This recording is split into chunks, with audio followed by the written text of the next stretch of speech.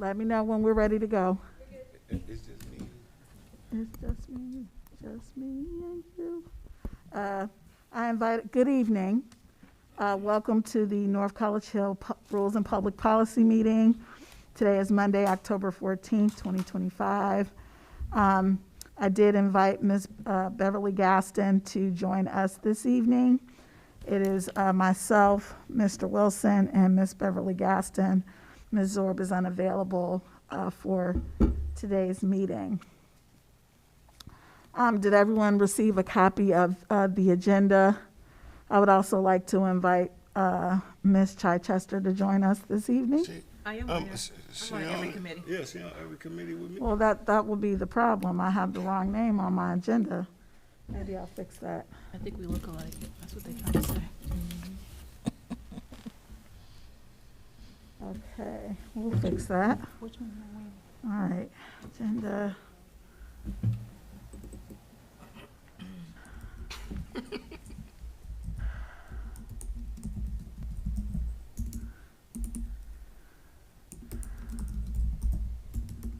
Okay, so the first thing on the agenda is Walter Drain. Sorry, can everybody hear me? I'm trying to make sure I speak into the microphone. So, as a part of the Clerk of Court's duties, the Clerk of Courts is required to send updates to legislation to Walter Drain. Walter Drain is the company that posts the current ordinances for the city of North College Hill, several other local cities, but specifically for the city of North College Hill. That hasn't been occurring on a regular basis. I believe that 3 years worth of updates, correct me if I'm wrong, 3 years worth of updates were sent to Walter Drain because they hadn't been getting their updates on a regular basis. So because of that, it's going to impact our budget because now we have 3 years worth of, an invoice from Walter Drain because of that. I say that to say, I must not have it. I thought I had it on this agenda when Mr. Hedger is leaving us, but when we select a new clerk of council, we really need to keep in mind all of the things that the clerk of council is required to do, and we need to make sure that whoever we select to take care of that takes care of that. Now, I don't believe Mr. Hedger has been the clerk for the last 3 years, so it hasn't all fallen on him, but perhaps we need to make sure that the next clerk of council is aware of all of the responsibilities. And I did send that as an attachment to. It's in your packets. Okay. This is I'm sorry, Madam President. Madam Chair. Yes. I just wanted to say it's in your packets, and it outlines all the duties of, this is straight from council rules, and a combination of council rules and charter, all in one document, so you don't have to go through and find them yourselves. So every space where it mentioned clerk of court, it's in this document. So if you just read through them, and as we go forward, you guys can decide.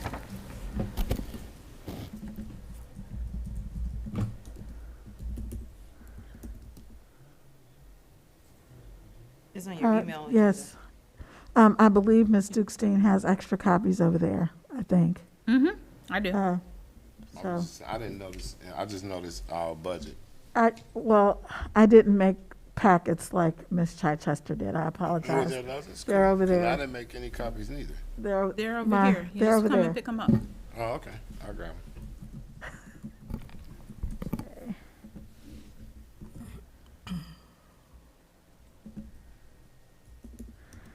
Okay, I'm just trying to take notes. Impact our budget. So even though that's not on this agenda, I probably put it on the public safety agenda, which is already packed solid. But we really need to start talking about the clerk of council and how we're going to address that. That position really needs to be filled before January. So we really need to kind of figure out how we're going to do that, whether we're going to, because it's up to council who figures that out. Does anybody have any comments, concerns, anything about the clerk of council position? Madam Chair, Yes. so when will we begin to talk about this further with all of council? When would you like Well, that to start? I think that I'll probably put it on the, ask Mr. Graver to go ahead and add it to council agenda for the next time, because I think that we really need to be mindful of everything that the clerk is required to do and maybe come up with a list of those requirements and make sure that whomever kind of steps forward to kind of express interest is mindful of all of the responsibilities, because it's a lot. It's a lot. And so I just want to make sure of that, and we need to kind of figure that out. Thank you. Madam Chair, Yes, ma'am. I don't know what council will decide, but I think it would be in a best interest to maybe create a job description. Just post it on Indeed. The city has an Indeed account. Well, I'm using the police department's account. So, you could do that, and just honestly collect resumes according to the fitness of the role. It's such a detailed job. We kind of done it word of mouth in the past. I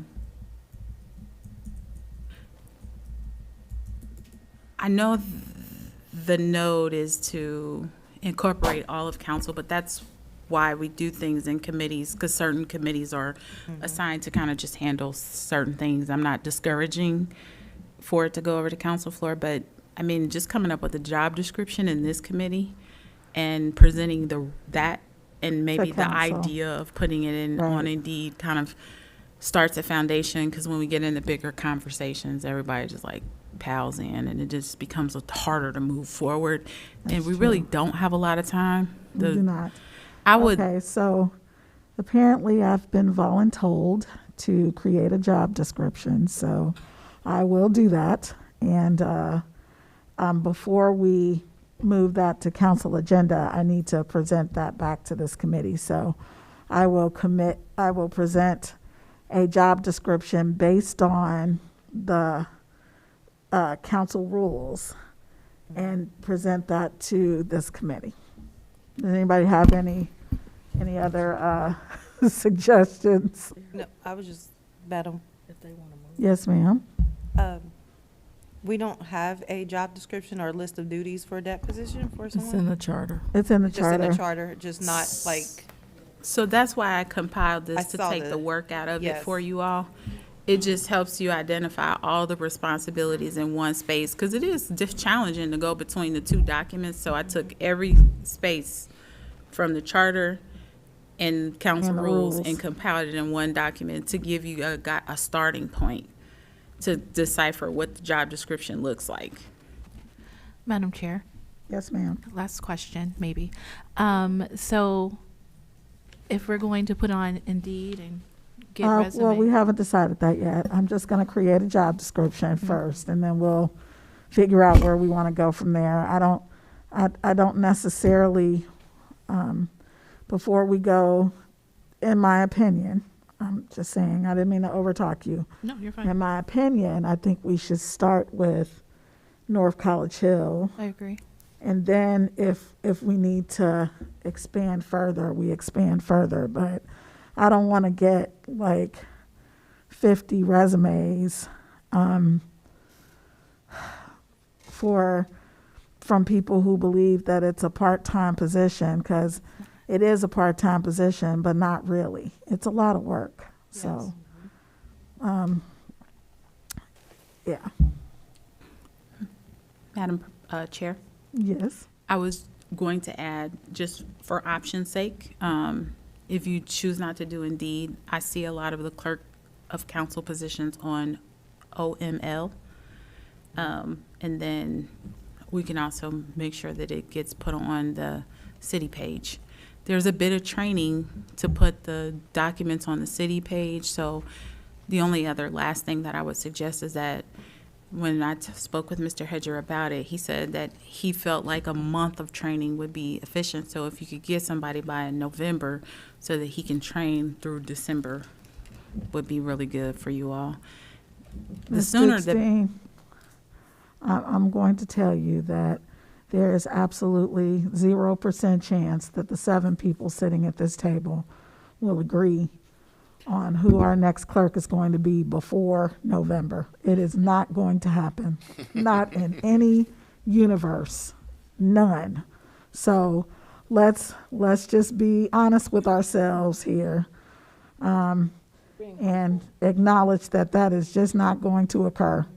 I will move this along as quickly as I can. However, I highly doubt that there will be some reason that we will not be able to agree on this.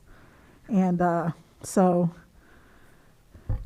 at this point, it is what it is. So I just, I'm hoping that we will have somebody in time enough for Mr. Hedger to train them, but well, Madam Chair, yes. my next part of the proposal is that you, council, maybe should ask Mr. Hedger to set up SOPs so that if you don't have the crossover, that, because there are things that like Ben does some things and Ben knows how to do some things, but there are some things that are unique to Mr. Position. Hedger. So if you don't have the crossover, there needs to be some paper trail. It would probably be really good if Mr. Hedger could do SOPs anyway, so Okay. that we have a book of manual. That's a good idea. Yeah. I agree. And I'm not trying to add to his workload, just.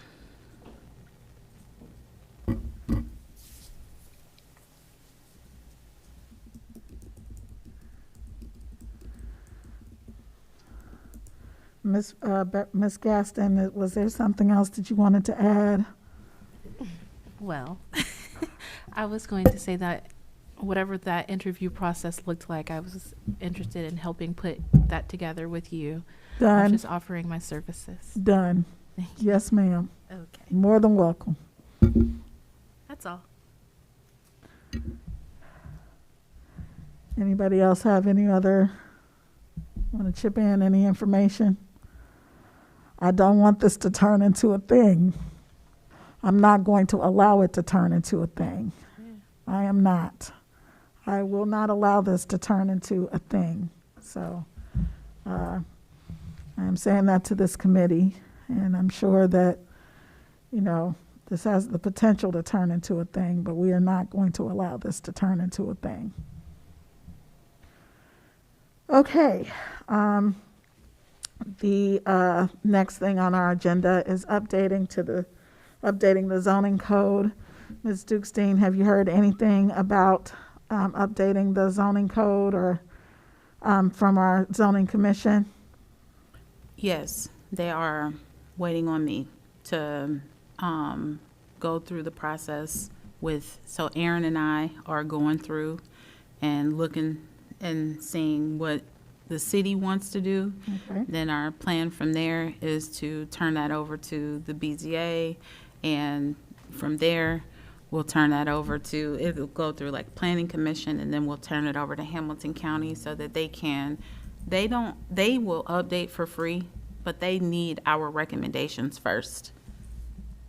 So Okay, I shouldn't say they're waiting on me. They're waiting on Aaron and I to get through it. okay, fair enough. Do you have a Timeframe. timeline or timeframe for that? I'm hoping Q1 of 2026. I know that seems far off, but the workload It's not far off at all. is very heavy right now. Actually, no, it's not. Several trials scheduled in 2026 already. Okay. All right. Does anybody have any questions, comments, or concerns about that? I would like to say, when I've been speaking with Hamilton County and their willingness to do it, they advise us not to rush through it. Right. If we don't put in our stamp on what we want and go through the proper channels, we will get another document that doesn't look like what is best for our city. So we really want to put the time in and to go through the different committees to make sure that it is well-rounded and read. So I know that we want it done quickly, but it's better just to take the time and really go through it so we have a really solid document, because it's been a very long time since it's updated. Okay. And you'll work with, there's already a committee, so there's no need to create another committee for that. We have the Board of Zoning Appeals, so we'll allow them we'll give that to them, and I'll continue to just kind of ask about it, because that's just to keep it kind of at the top of everybody's mind. That's what we did with Prospect Place, right? Okay.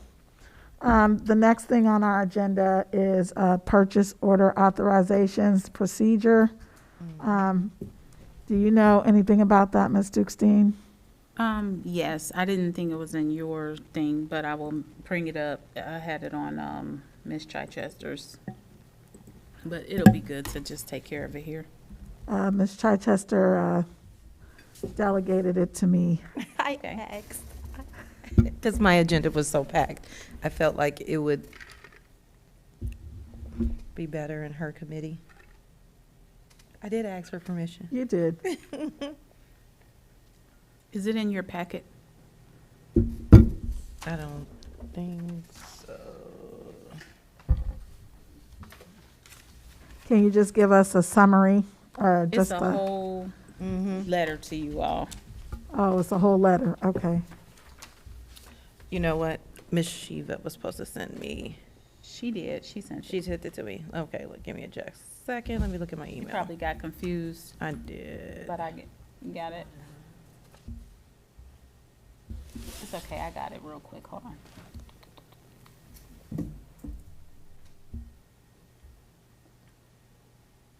That would have been Thursday of last week.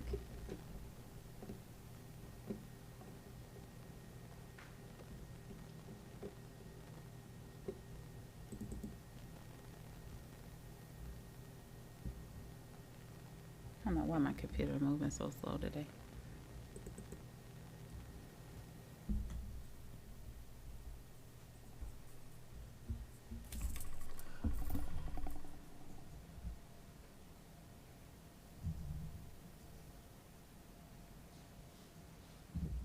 The expenditure policy.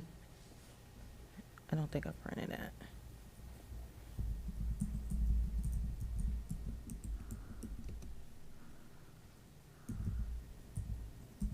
So I feel like it's more difficult to see this way, which is why I leave it outside of the presentation mode. So I'll just leave it in the presentation mode and blow it up so you can see it.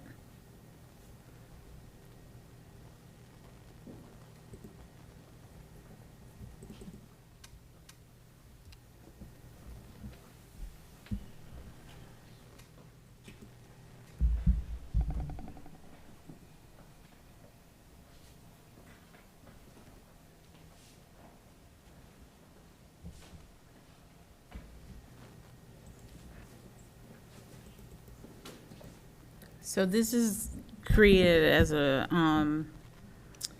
response to just trying to make sure that we go forward doing things right with how we spend for council.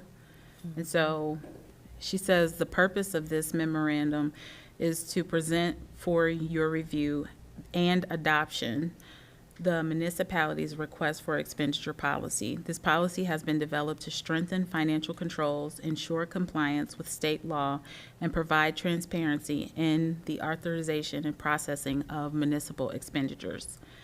Key elements of the policy include all expenditures must be requested in writing using the official request for expenditure form. Requests must be approved by the clerk of council, department head before any purchase is authorized. So in the administration side, there's a process, so we tried to model that as specifically as possible. So you need to have somebody that's keeping track of all your spendings, and because as council gets more involved, you're doing more things and you're spending more money. So, which is a good thing, you have an active council group, but you want to funnel that, and everybody has to have the same way so that we can keep track of it. Plus, there's compliance. We've had some things on our audit that we want to clear up. And this is a space where they've talked about it, not specifically targeted towards council, but council can fall under this area. So a new vendor form and IRS form W-9 are required for all vendors not previously engaged by the municipality. Upon approval and verification, the finance manager or designee will issue a purchase PO authorizing expenditure. The policy prohibits personal expenses, alcohol, entertainment, cash advances, and other non-municipal expenditures. Monitoring and reporting requirements ensure quarterly oversight by council. The attached packet includes the full request for expenditure policy, sample forms, and the proposed council resolution for adoption. Adoption of this policy will enhance fiscal responsibility and strengthen municipal financial practices. So she then this is the purpose, the scope, the key policy components, the outcome, the effective date. My suggestion is January 1. Okay. Just put it So into, if you can forward that email to me, we'll put it on the agenda for next month to give everybody an opportunity to read through to it. read through everything so we can discuss it appropriately in the committee and kind of go through that. Okay. Thank you.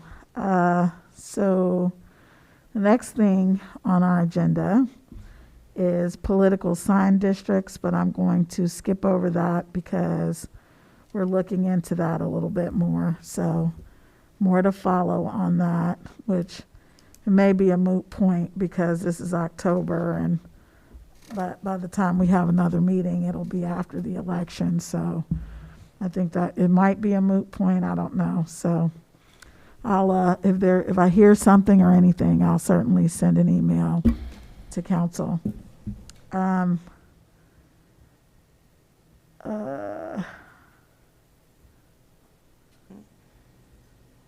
Any old business that anybody has? Any new business for rules and public policy? Okay, so as an action item, I have create a job description for the clerk of council, and I'm going to ask Ms. Gaston to help me with that as well, and then we'll try to figure out kind of what our next steps need to be, and we'll come back to the committee with that information, and hopefully we can take that to council from there or from here, and go from there.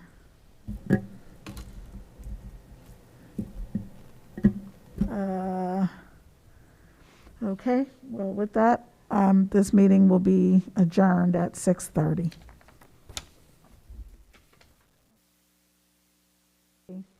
Good evening. Welcome to the North College Hill Public Safety Committee meeting. Today is Monday, October 14th, 2025. We have quite a bit on our agenda. Let's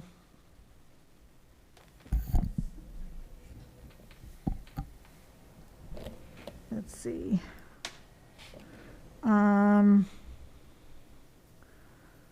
Okay. Let's do police department updates.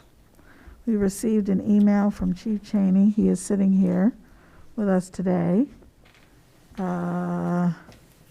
Chief Cheney. Good evening, everybody. So lots to report, very busy. She referenced the email that I sent to, I believe herself and the mayor and Ms. Dukestein, talking about traffic enforcement and speed. We all know that that's something we all want to control. So I just want to give you a perspective of where we are at. So in 2023, we wrote 1,122 citations. 24, we were at 1,276. This year, we're already at 1,230. We are on pace to be at 1,638 citations for 2025. And that's just if we average what we've been averaging every month. We could be a little higher, we could be a little lower. So in a 2-year frame, that's a dramatic increase of over 500 citations. So when we say that we're trying to do the work and trying to slow people down, the guys and girls are truly doing that. We also have to still take in perspective that we are not fully staffed. We have 2 in the police academy, and we have 2 spots still open. So we only have 14 officers, and we have a couple people in specialized units. We have the NRO in place, and we just promoted somebody. Well, I shouldn't say promote. They took an assignment into the detectives division. It's not necessarily a promotion. It's just a lateral into a spot that we needed because Detective Brown retired. So guys and girls are doing the work. Calls for service. I just want to kind of give you a breakdown of where we were at with that as well. So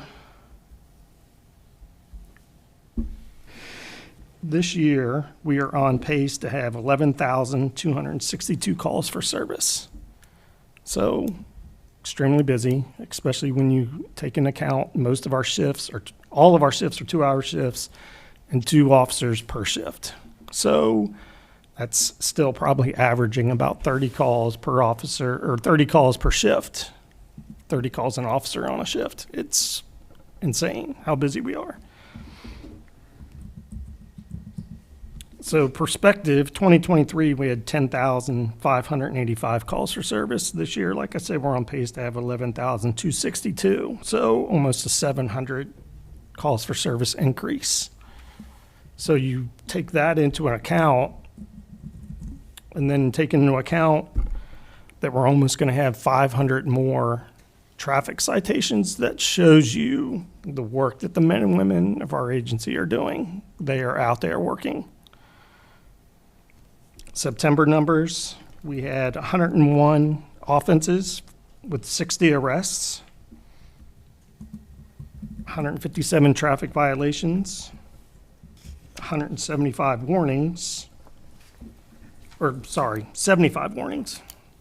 Terrible math. Calls for service were 956 for the month of September. And then on top of that, 34 mutual aids to either Colerain Township, Springfield Township, or Mount Healthy. Occasionally we go to the city, but not very often. So those are just our numbers. That's just for patrol. The NRO spot has been doing well. So we really just broke down September for you guys. So we had a couple training days where we had to get in a quarterly firearms training, and then he actually went to some other training. So we only actually had 14 days of actually working the road. So he had 125 daily activities. He actually made 3 arrests on his own, wrote 9 citations, 10 warnings. Quality of life issues. He followed up on 31 parking complaints that were either came to him from his general website. I forget the name of the website, Ms. Dukestein. I don't remember, but I saw it on. GovPilot. So GovPilot, he gets messages, or we actually created an NRO specific email for him. So either got it one of those two ways. So 31 complaints, and then he followed up on also 42 parking violations and corrected 55 total parking violations. 6 community engagements, assisted public works once, assisted code enforcement 4 times, and then 21 business checks, directed patrols. He's also been tasked with creating our neighborhood watch, so he has spent a lot of time as well doing that. It's a lengthy process. There's a lot of steps to it, and we're going to follow what the national recommendations are from the website and be a part of that actual organization. So we want to make sure we're doing it right. So it probably won't actually be up and running for a couple months, but he's taking the steps to do that. So any questions before I go over just some general notes that we have? Madam Chair. Madam Chair. Ms. Dukestein or Ms. Chichester, who was first? She I beat just- me. I just want to follow up on what he's saying. So just to give perspective, that's about 3 calls per hour, because they work 12-hour shifts.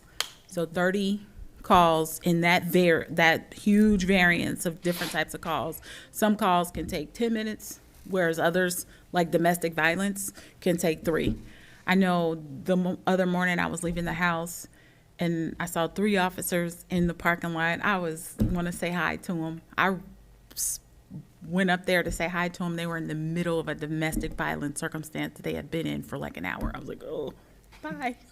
So I just say that to say there have been some concerns about the speed in the community.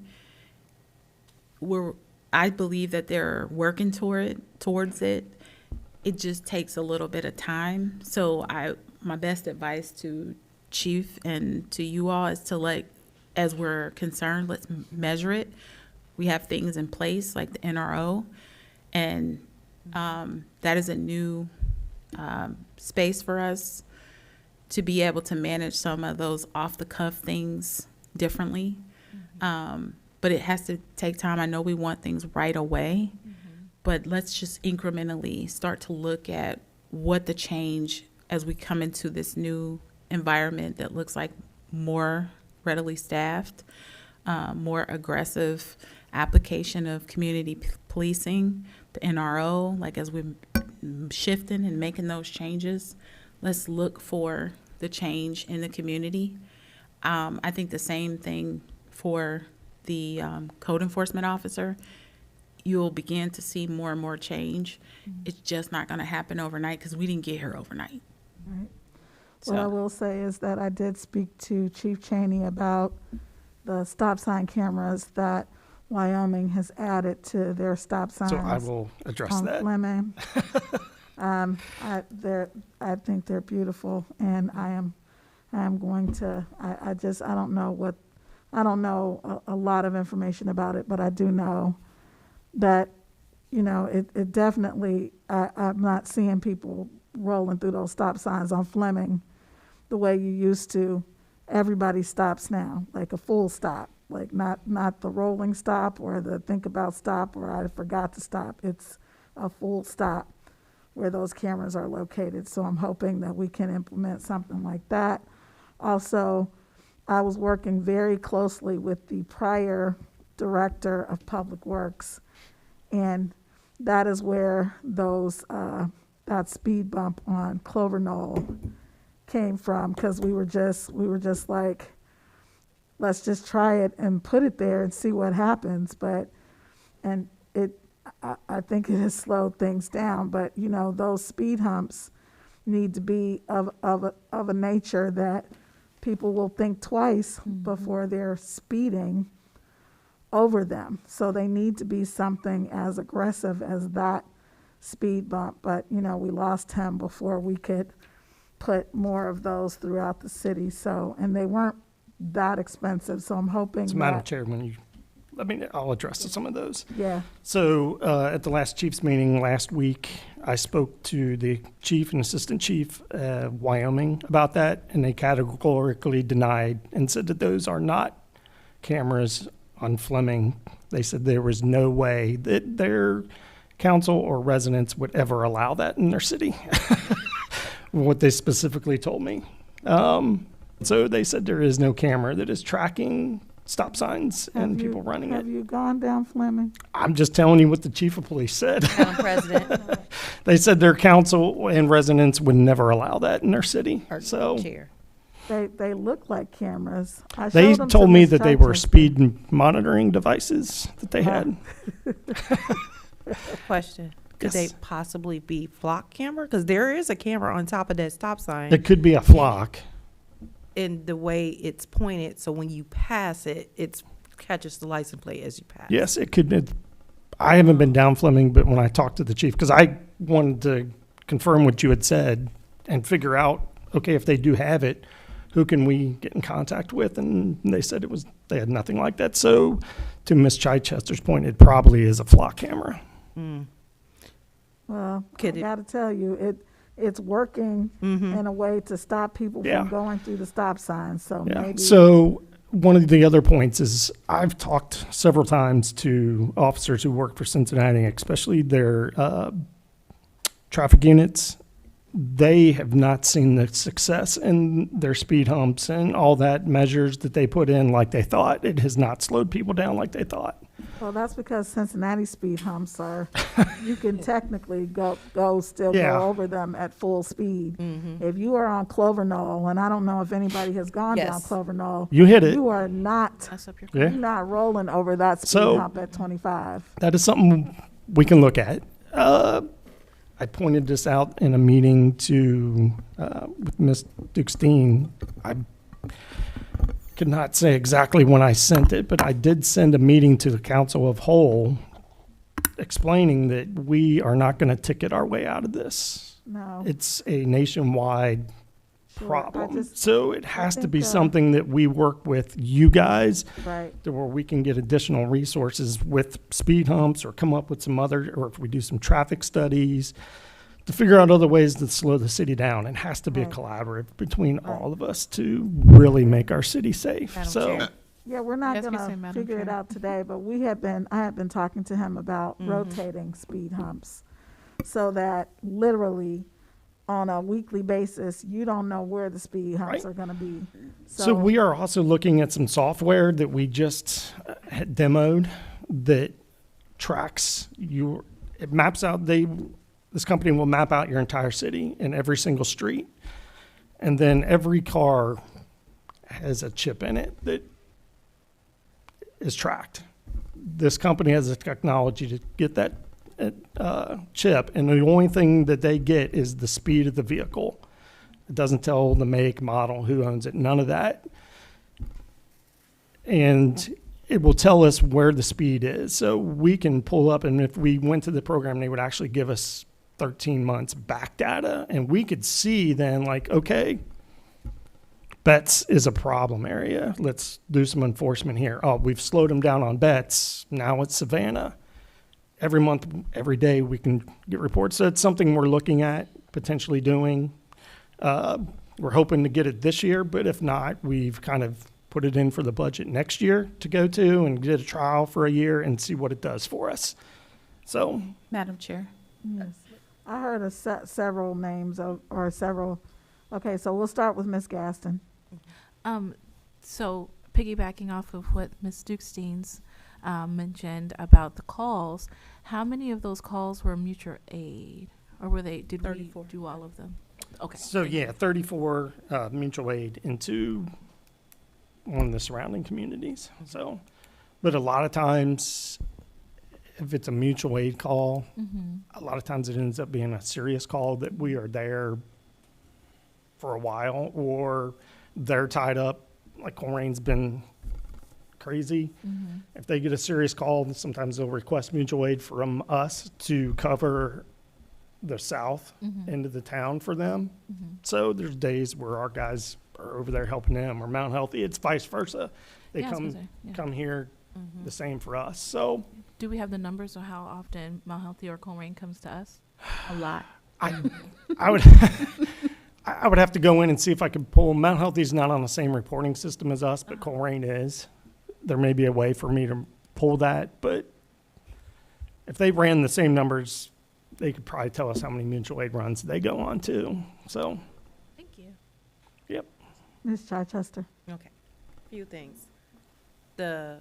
Even though those stop signs don't have the camera technology I was thinking they had, they still are very bright and very visible. And I think having that camera on top does trigger someone in their head to stop, because most people don't know what that camera is. We thought it was going to be a ticket, which would be good. See if we Yeah. can event that.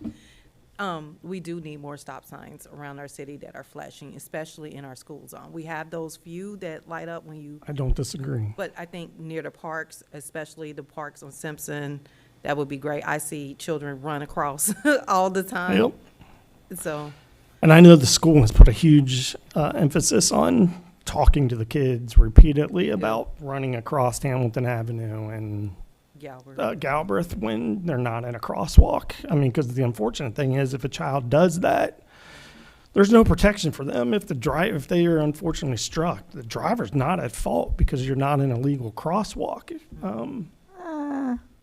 It depends. For us, it wouldn't be. We wouldn't cite Right. anybody. Well, it depends. If it's a school zone and they're going a speed that's more quickly than the school zone, because. That part, but our school zones Uh, are very small, Right, unfortunately.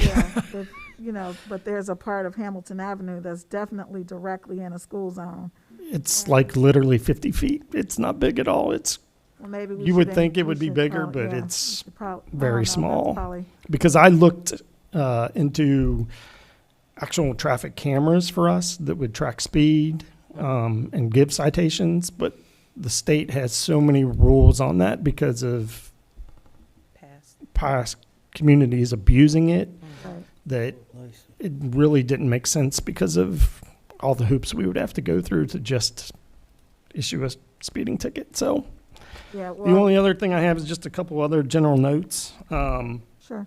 Last week, we hosted a bunch of our churches for a safety meeting on active shooter stuff, kind of their protocols, our protocols of what they should be doing, what we would do. We have a couple meetings set up to actually do some site assessments of our churches. We did put that on social media to request any other churches that we missed. There was a couple, I can't remember the church that's on Parish. I had spoke to the pastor and he was committed to come, but something happened and he couldn't make it. So, and then we actually had a church that's on our border reach out to us and wanted to take part. So it was a fantastic meeting and we just look forward to doing more of those with even our businesses. So Madam Chair, Uh, I had Yes, Ms. Chichester. one, the speed humps, can you add Clover now? There's one on there, and I spoke to a few residents, and they wanted to look at the possibility of adding another one, because once people are over that one, they They gun fly, it. right. So, yes. Well, unfortunately, the person I was working with was the Public Works Director. Mhm. And when he left, it just the project kind of stalled. So I saw until you we had get a some- new yeah. Public Works Director, because again, I really like the idea of, people driving through North College Hill and not knowing where the speed humps are going to be. So, and that will definitely slow people down. I just. I think that's something we can do now without a public works director. We just need council to allocate the funds to get, or make sure that Public Works has the funds to buy more, and our current guys can put those out. Madam Chair, Yes. I know you all love speed humps. I know you love them because you keep throwing them out there, but speed humps are very bad for our streets. Are they? They are super damaging. They cause so many issues, especially the rotating speed humps. I was gonna say that I can concur with Chief Cheney. I've talked to multiple chiefs as well. He's doing his due diligence. I am too, to try to connect to see what other cities are doing. Post-COVID, drivers are crazy. Right, so they're- here's what I'm gonna say to that, Ms. Dukestein. I know we're getting down to the wire on our meeting, but there was that young man who got hit by a car speeding through North College Hill. And I was in the courtroom when he was charged with a felony. He was indicted because our police officers did show up to indict him for that felony. Unfortunately, he was not convicted. The driver was not convicted in that crime because the child nor the child's mother were in court because, you know, we have a transient community and they just could not find them to get them to court to testify.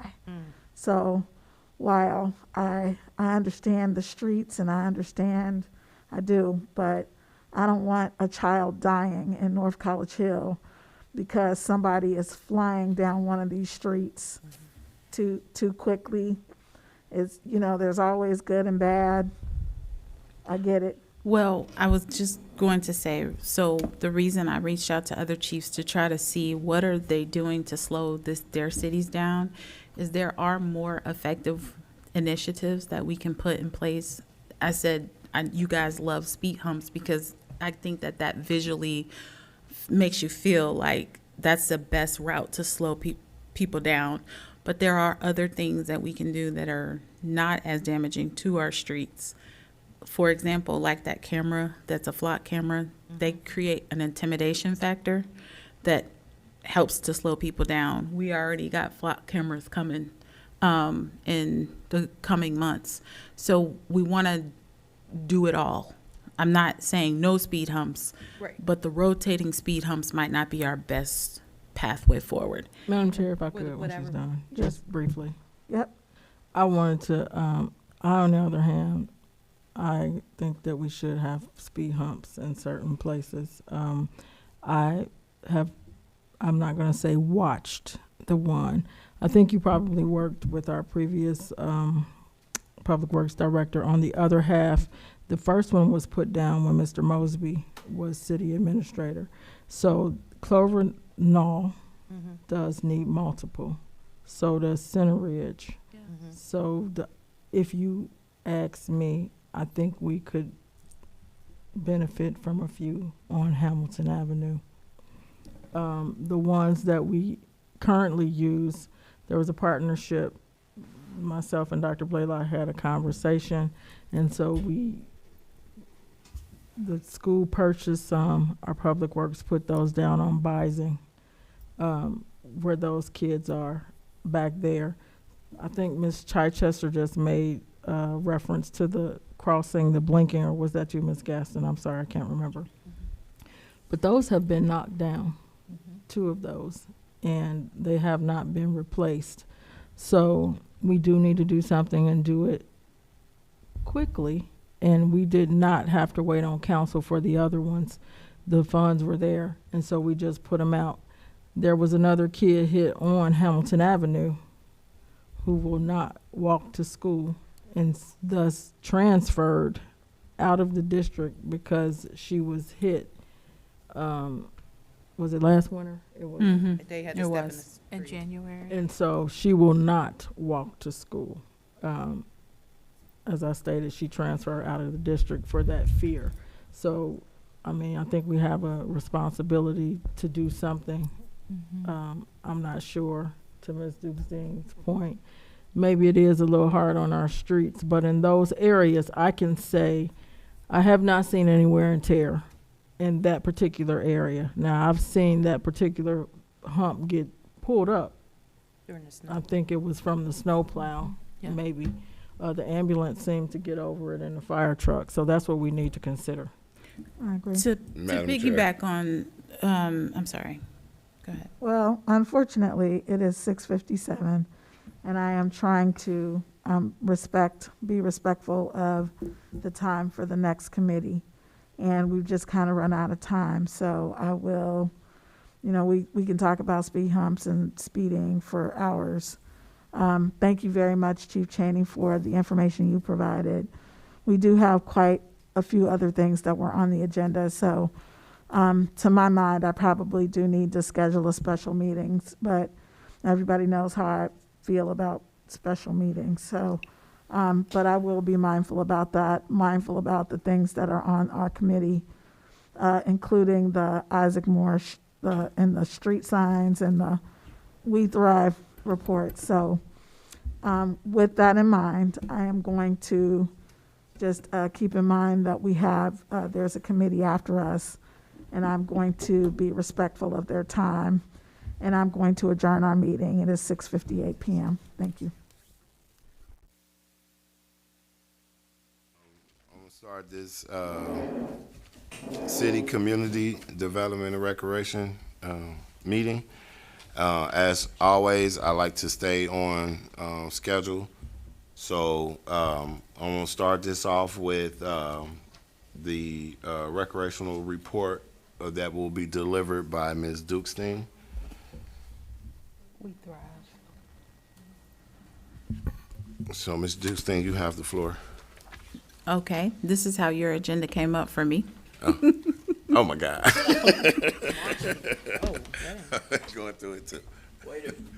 I have, okay, can you just tell me verbally what your agenda looks like? It's just a recreational report and then the conversation about 1500 subcommittee. Okay. So how much time are you giving me? The floor is yours. Okay. I want to show you all a video.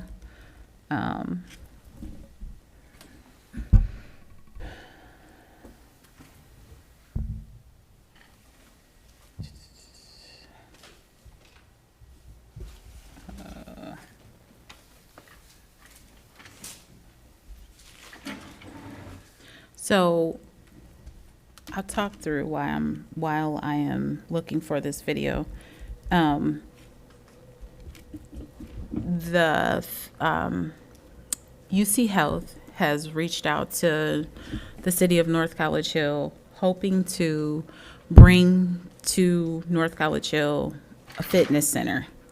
I had on the agenda for Ms. Underwood's meetings to talk about the We Thrive results, because I think it's important to understand the We Thrive results, to understand the next steps and direction for our city. So that's why I asked Mr. Wilson, what kind of time do I have? Because it's also very fitting to talk about the We Thrive results here. Do you all have copies of that in front of you? No. And for those of the in the audience that want to grab those, the copies are up here. Don't have it. Mr. Chair, Yes. may I be excused to grab some? Yes, you can. Thank you. Would you grab me a copy, please? Thank you. I'm about to say, you done over.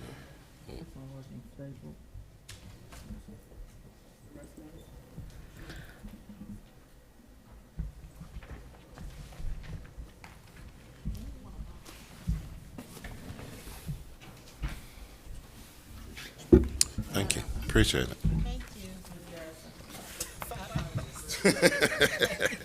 Hey. Oh, did you get one for everybody? Okay. Thank you, Ms. Gaskins. I totally appreciate that. Oh, yeah? Oh. So telling you. Thank you. we have been selected as a community based on some of our areas where we need some help to kind of improve the narrative that's here for us. Do I have the email? From who?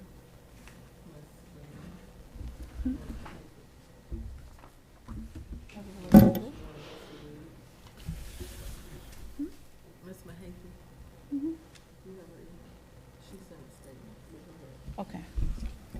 Was it on this agenda? Mm-mm. No, no, no.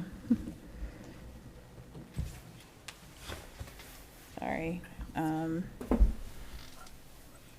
trying to remember the gentleman's name.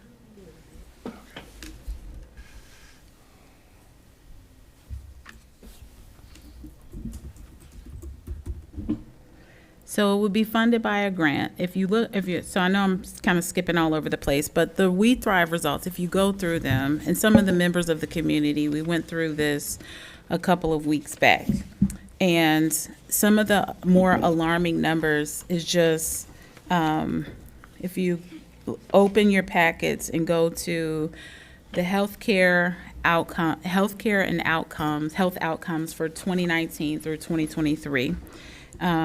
That's what the page is titled. I can't tell you what it is on your packet, but it looks like this. And so, if you look, it says the top 5 leading causes of death by age, adjusted mortality rates, and these numbers are specific to the city of North College Hill. So 58% of our mortality rates were driven by cancer and heart disease, and 18% is stroke, which they go hand in hand. So we do know that COVID is an epidemic that hit the world in 2019, but only 32% of our deaths in North College Hill were driven by COVID. And then there were like accidents, freak accidents. And so heart disease and stroke are 2 areas that we can do something about. Those are very alarming numbers for such a small community. 55% of our deaths, that's over half of our deaths with those 2 numbers combined, is something that we can do. That means that we need to get active. We need to eat better. We need to have access to better food.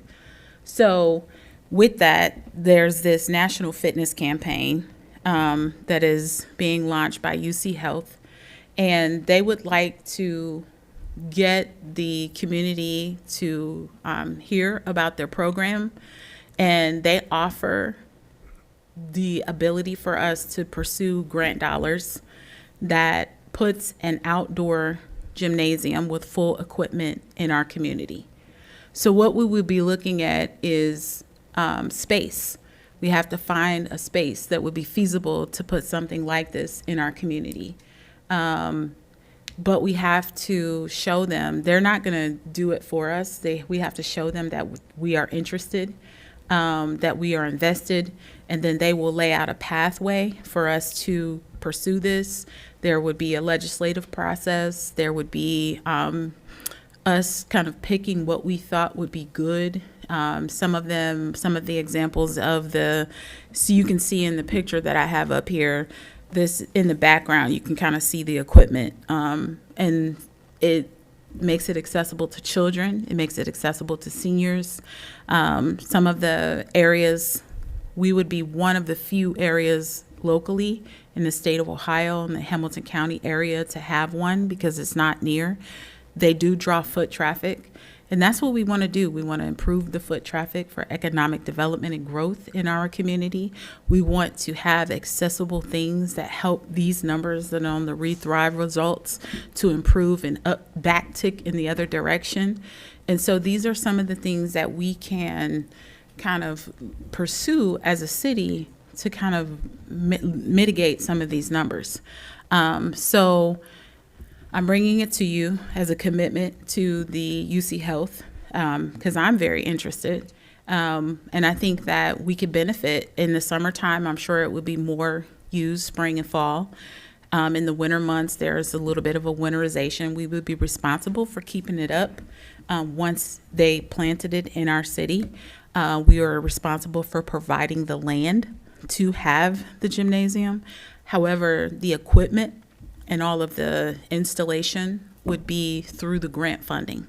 So there is a commitment on our part, but it is a land commitment and upkeep.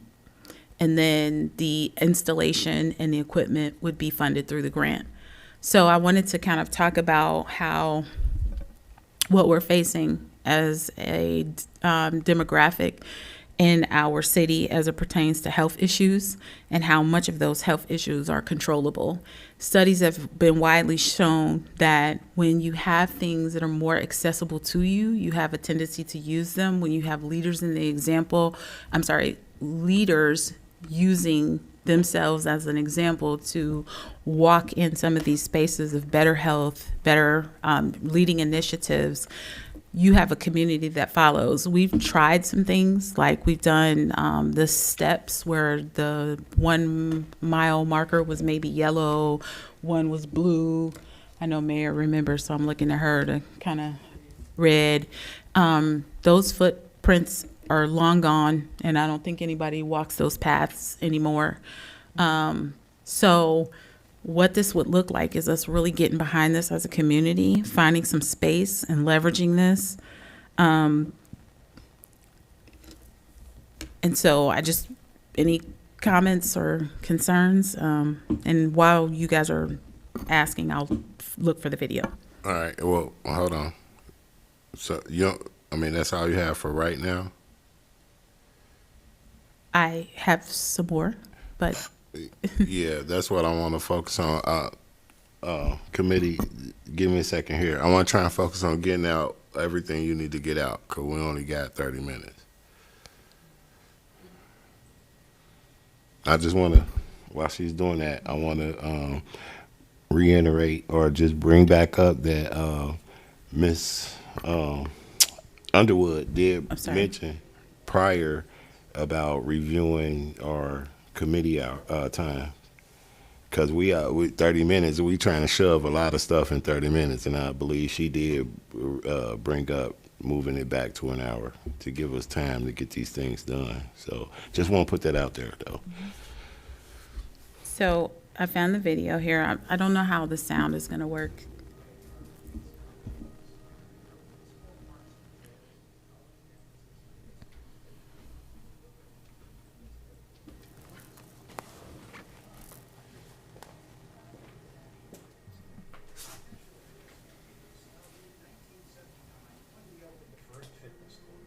Redesigned for the 21st century, the fitness court is the world's best outdoor gym. Our 7-movement, 7-minute system allows you to use your own body weight to get the perfect workout. Easy or hard, it will work for you. Our goal is to build healthy communities by making outdoor fitness an essential part of people's lives, so that each day is better than the last. Now more than ever before, it is vital that we move fitness outdoors to remain safe, healthy, and strong. Michiganders, as soon as we can, we go outside, which is one of the reasons why the fitness club was such an attraction to us. What impressed us most was their basic philosophy that they want to provide world-class fitness for free. Truly, anyone can use it, no matter what your age is, no matter what your physical fitness level is, no matter what your skills are. It is very adaptable. This fitness court is one of the best things that Santa Cinco has ever done. Thousands of certified ambassadors will be trained to deliver classes, challenges, and clinics as part of our national fitness campaign. New programs are bringing students outdoors across America. The Fitness Court mobile app is your gateway to enroll in these programs. Simply scan the new digital wall with your phone to access a library of free workouts designed to optimize your experience on the fitness court. Learn the moves and take challenges as we dig deep to create impact for our partners across America. This year, we are thrilled to introduce the Fitness Court Studio, the ultimate community wellness hub, uniting the power of yoga, Zumba, bodyweight fitness, and the arts. Fitness Court Public Art continues to grow and inspire across the country as local artists collaborate to bring beautiful, one-of-a-kind murals to life on fitness courts and Fitness Court Studios. We're proud to have helped cities of all sizes raise millions of dollars from respected sponsors to support free fitness. Wherever fitness is a priority, you can find a fitness court. We're partnering with large cities using urban movement data to map the best locations for healthy infrastructure. We're bringing fitness courts to within 10 minutes of population centers everywhere. They provide these wraparound services that, from a city's perspective, that's what you want in a partner like this. You want it to come presented to you on a silver platter with a bow tied around it. They're one of the best partners, I think, that I personally have ever worked with. We serve almost 1.2 million members across Michigan. And this partnership really is an opportunity for us to bring scalable, free health and wellness opportunities to our community. So I would actually invite cities and organizations, big and small, to explore the opportunity to invest in fitness courts. To be very honest with you, the feedback from different municipalities and different communities has been very positive. We are committed to raise over $1 billion to bring the campaign to 5,000 cities and schools, building the largest outdoor fitness movement in the world. Join us. Let's make world-class fitness free.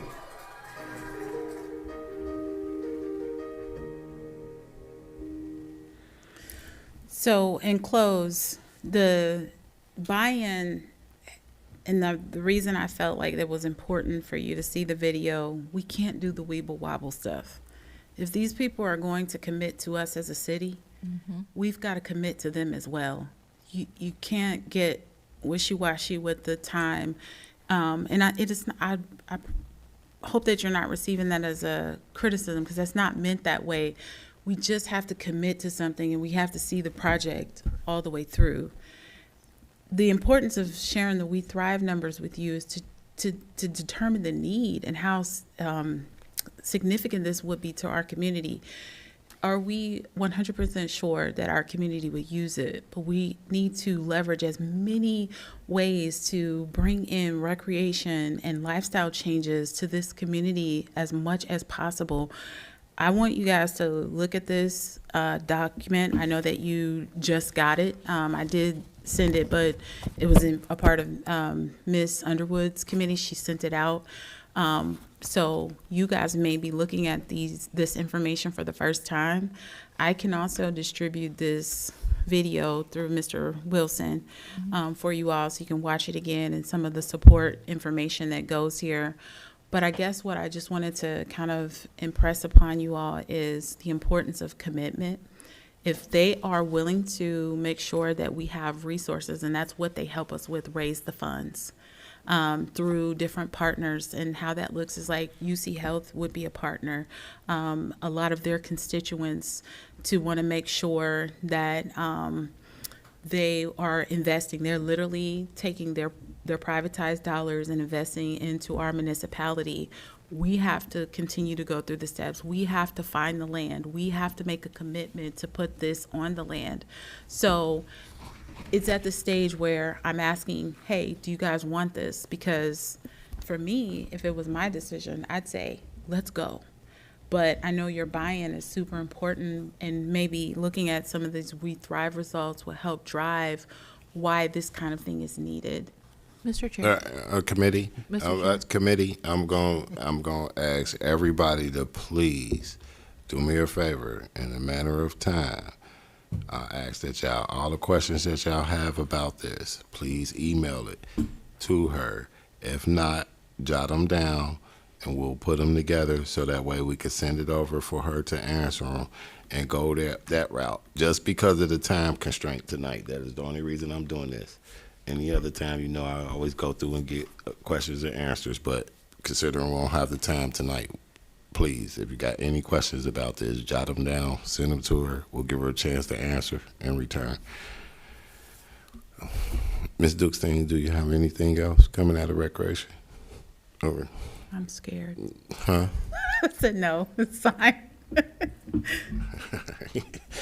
So with that being said, like I said, please, committee, if you have any questions for Ms. Dukestein about this situation here, please just jot them down, send them over to her. We'll give her a chance to answer, and we'll go over them then. So the next is the 1500 subcommittee. Put that on. I already have 3 council members. I'm one of the 3. Ms. Tychester is one, and Ms. Gaskins is the other. I also have 2 current city individuals who decided to, who were volunteering to be on the board, which is Ms. don't kill me. And Briette, thank you. And Miss Andrea Brooks, correct? All right.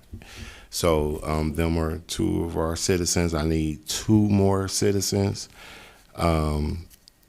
If you can get with me, email me, contact me, please reach out to me. If you got to find a council member and ask through them, just reach out. We need to fill these two more spots. If we don't, we'll just find two additional citizens and then move forward with that.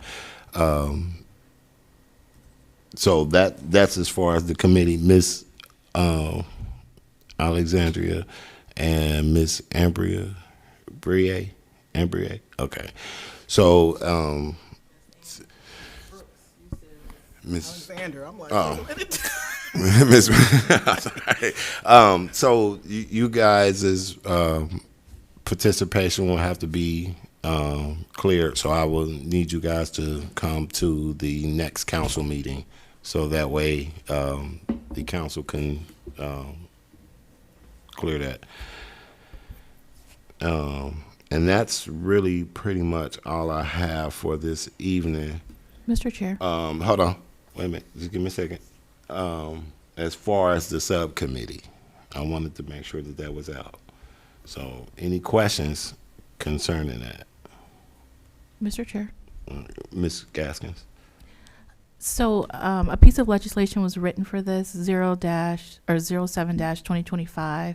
Do we need that to go through committee and be approved? I mean, to go through council and be approved, so we can get rolling with this ad hoc committee? The ad hoc committee was already approved, wasn't it? Mm-hmm. Yeah. On council floor? Yeah. Yes. It was already approved. That's why we're in this position here. So now, we just have to get the members of the committee approved by council. Perfect. Thank you. So any other questions when it comes to subcommittee? All right. So do we have any old business? Mr. Chair. Ms. Gaskins? I have old business. So I just wanted to bring it back to the committee, just to see where we are with the Veterans Park grant. When we need to get started with that, what happened to the funds, and what are we looking at? Oh, I'm gonna allow Ms. Dukes thing. Could you answer that for me? Yeah, so the Veterans Park grant funds are, POs were created, vendors were already assigned, and we're just rounding off our spending in the latter part of the year to fulfill the allocations to those grant dollars and the POs and the vendors that were already out there. It's in lieu. Okay. Mm-hmm. It'll be finished up by the end of the year. Perfect. Thank you.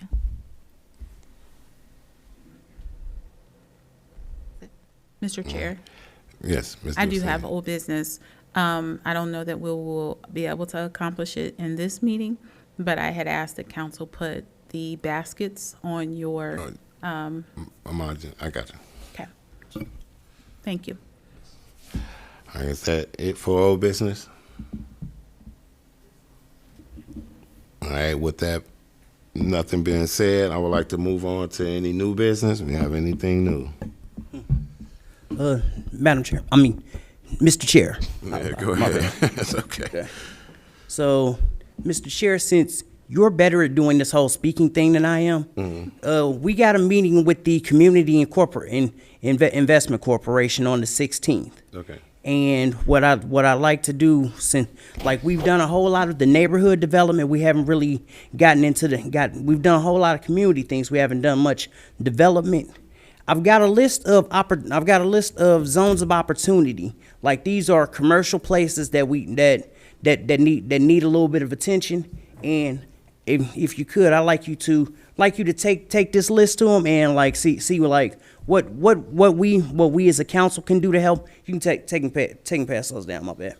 So we can see what like can council help, or what we need to be doing to properly help them promote these business areas or these commercial areas that could use some help or could use some attention. I'm sorry, what committee did you say? The CIC. Yeah, I see that meeting is canceled. Of course it is. My bad. It's canceled for this month.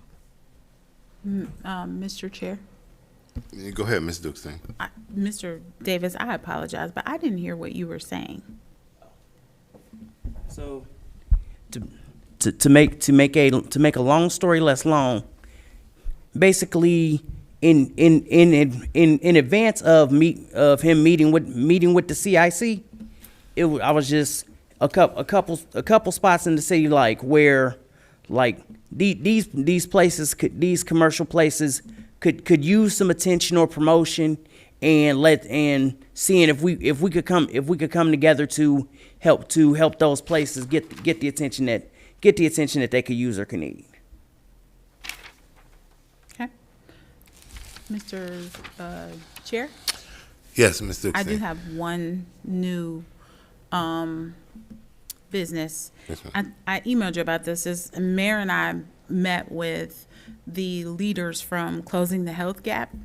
And in this initiative with the UC Health wanting to do this national fitness campaign, and then the We Thrive results.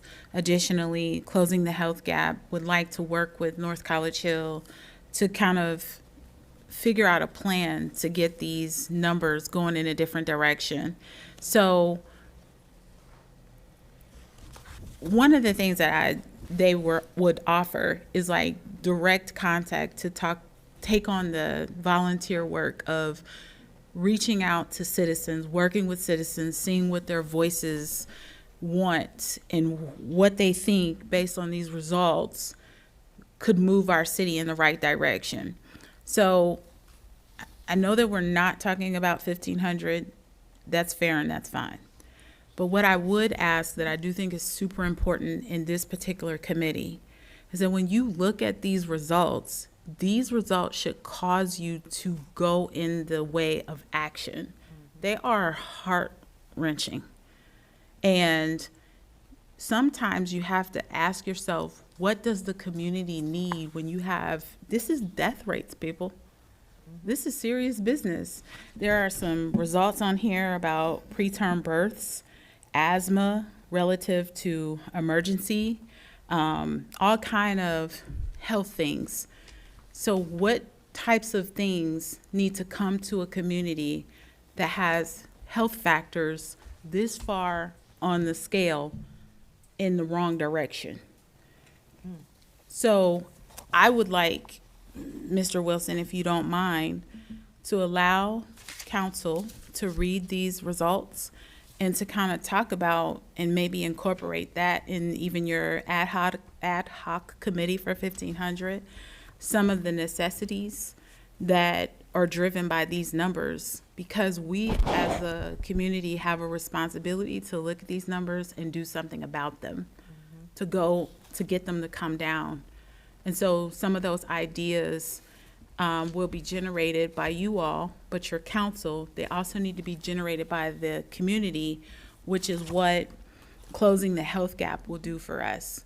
So they are another group that wants to work with us, funded by grant resources. They have a time frame in which they need to use those resources towards our needs. So we need to create some opportunities for us to engage with them in the near future to maybe leverage some of this. When they looked at our results, they said, hey, we want to work with you. All right. So again, I'm going to ask everyone for this committee, if you can please review the information that was presented to you from Ms. Dukestein for this for consideration.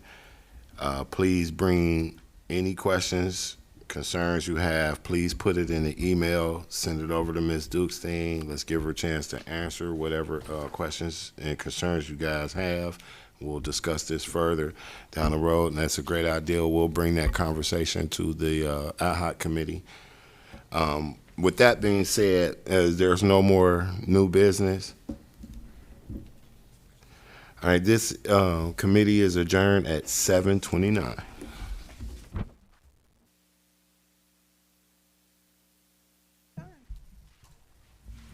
right. So I'm gonna do I'm sorry. Go ahead, Ms. Dusting. I'm still getting my stuff up. All right. So are we I have done? the agenda up, but I Yes. was just gonna do a quick flash of it, because I really need to, there's so much to talk about in this meeting.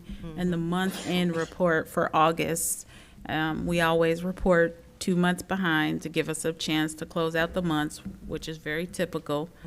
And Ms. Stevens is not here tonight, so I'm going to present on her behalf. And I usually do, I don't know what my computer is doing tonight. It's like running at the speed of a turtle.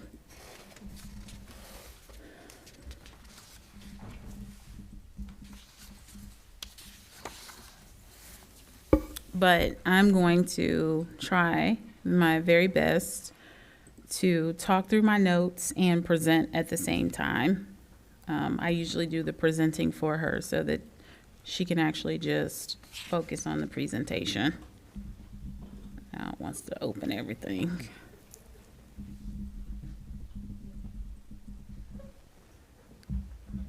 Okay. So sorry.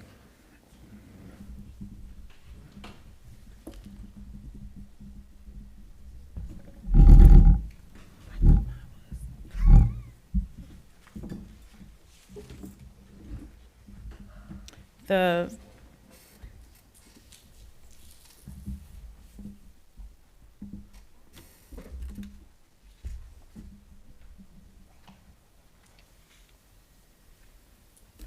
So the first packet is the City of North College Hill Budget and Finance August Bank Report, August 2025. That's the first document that we will be reviewing tonight. And so, as soon as it comes up, so sorry. Here we go.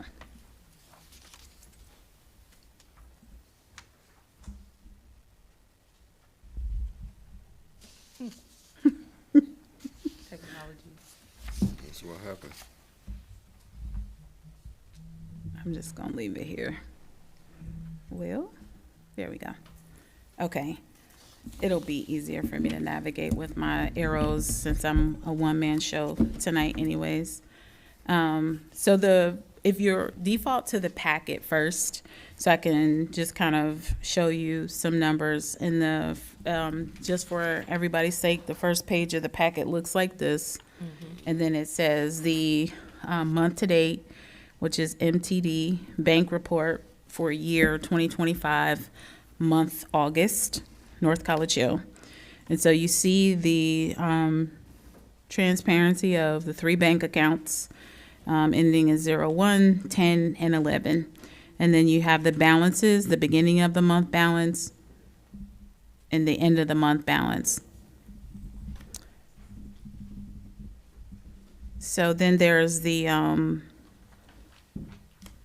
Fifth Third Relief Fund.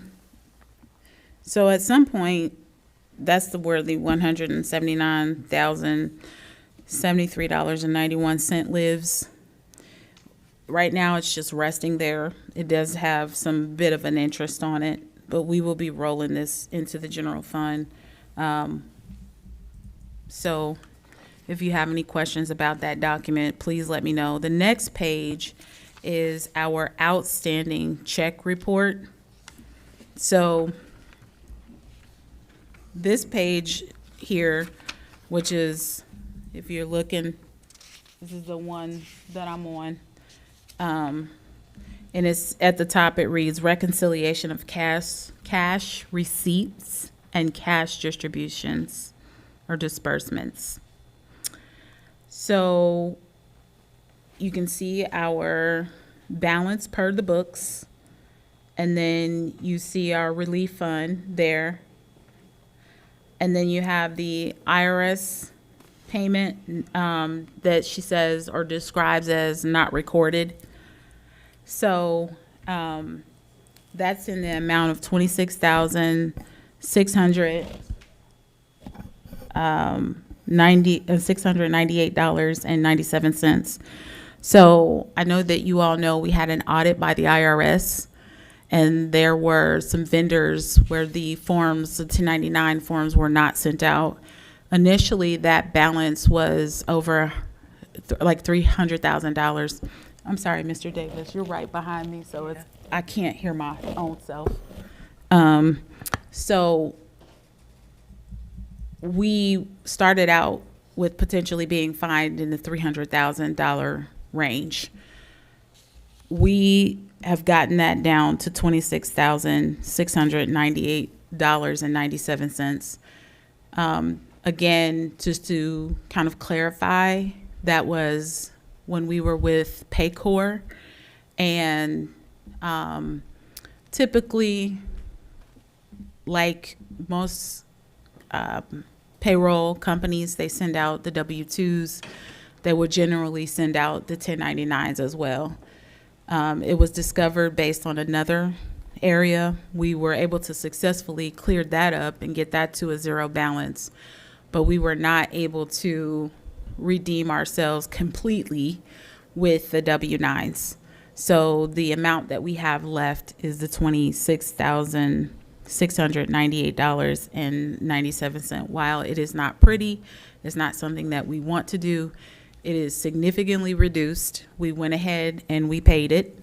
That is not an amount that I needed to come to council for, but we wanted to get that off our plate because they were really pressing us.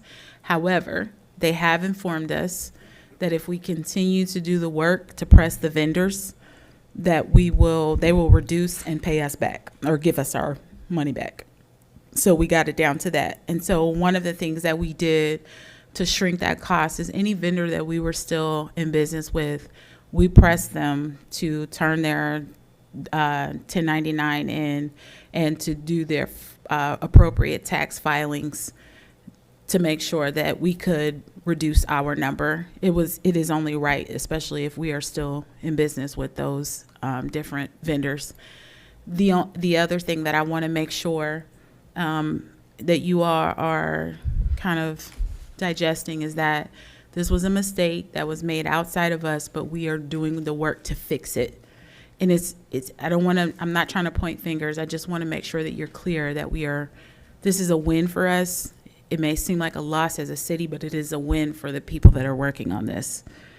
And then the Jefferson Health, that is about an amount that we had to catch up on our benefit relief. So typically we have been paying 30 days out, which is how we do pay. Most vendors require, or when we pay out, we are repaying or paying those invoices at a 30-day lag. It's due within the 30 days. This particular vendor had a contract difference, so we caught that up when we recognized this is in our contract. We don't want to do anything to stain our employee benefits. We have been paying that. It was established in our system that way, so we made an extra payment to make sure that those things are caught up so that we can get back on a healthy rhythm with that. I don't know if for years been being paid with that 30-day difference, and we want to not have the narrative that we pay behind time and we want to pay on time, even if they weren't getting on us about it, which they actually kind of mentioned it a couple times. And when they made mention, we're like looking at it and like, oh, we've paid it like this for years, but we want to change that kind of narrative for ourselves and pay it. So we made an extra payment to get us caught up. So from here on out, we will be paying upon receipt. Which brings us to our adjusted book balance at the end there. And that's the 8.9. And then, so then at the bottom there, you have our balance per the bank. So just so you're understanding the difference, the top set of numbers is what we have in our finance software. The bottom set of numbers is what we have in the bank actually. And so you see that outstanding check balance, which is $59,045. And then in your packets, you have an outstanding check report. that was generated for you. If you were to calculate all of those amounts, it is going to match the $59,045.09. And then the next thing that you have in your packet is just the bank statements. It is so that you can see the actuals. It is in the spirit of making sure that you have all visibility, both the software and the bank statements. So when we're being audited, the auditors are not, they are looking at this cash statement at the bank, but they are mainly looking at our software. They want to make sure our books are right. So that's why we give you both sets to look at the books to see what the ending and beginning balances are in the bank. It keeps us honest. No one's taking any money or doing anything random with it. But it is also just so you can see that clear connection between the cash and the books, because sometimes those things can get blurred and cause confusion. So on the screen here, I'm gonna go back to the screen. We have our revenue overview, which is our street levy, our National Opiates Trust, waste collection, DUI, fire equipment, court computer, street fund, general fund. And so these are the spaces and the accounts where we draw revenue for the city.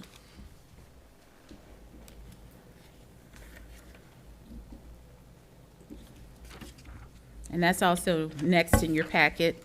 And then you have your expenditure overview.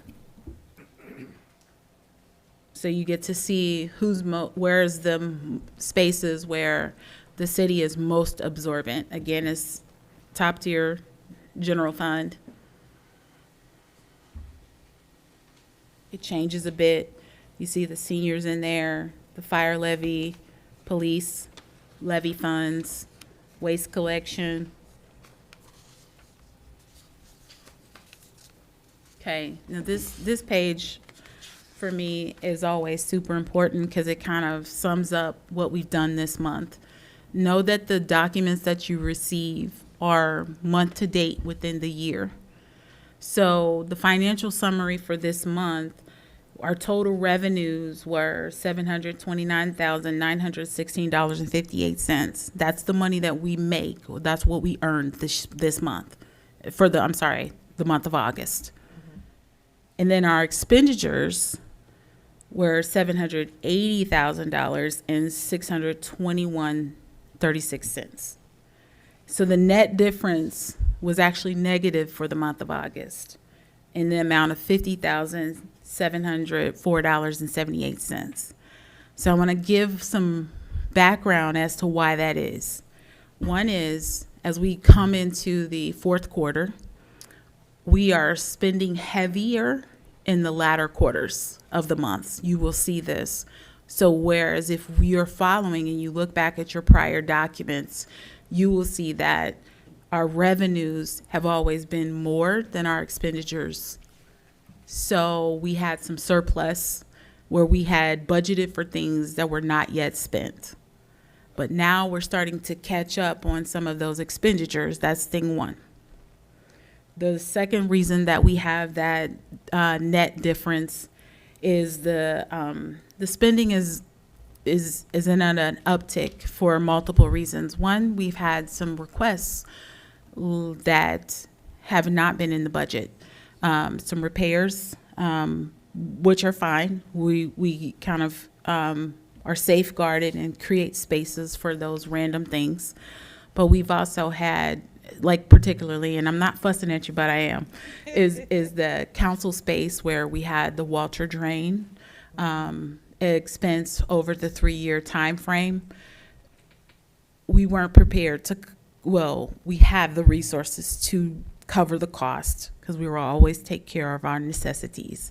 However, we did not anticipate or forecast those costs for a 3-year time bank because it was not, we weren't completely aware that those things had not been submitted for 3 years. So we got that during this time.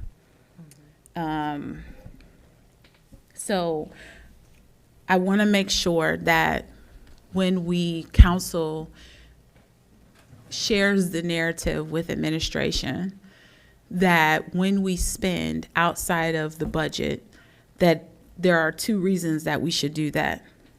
We should be deal seeking, like there is no other way that we can get it at this cost, and if we don't get it right now, we're gonna miss a huge opportunity.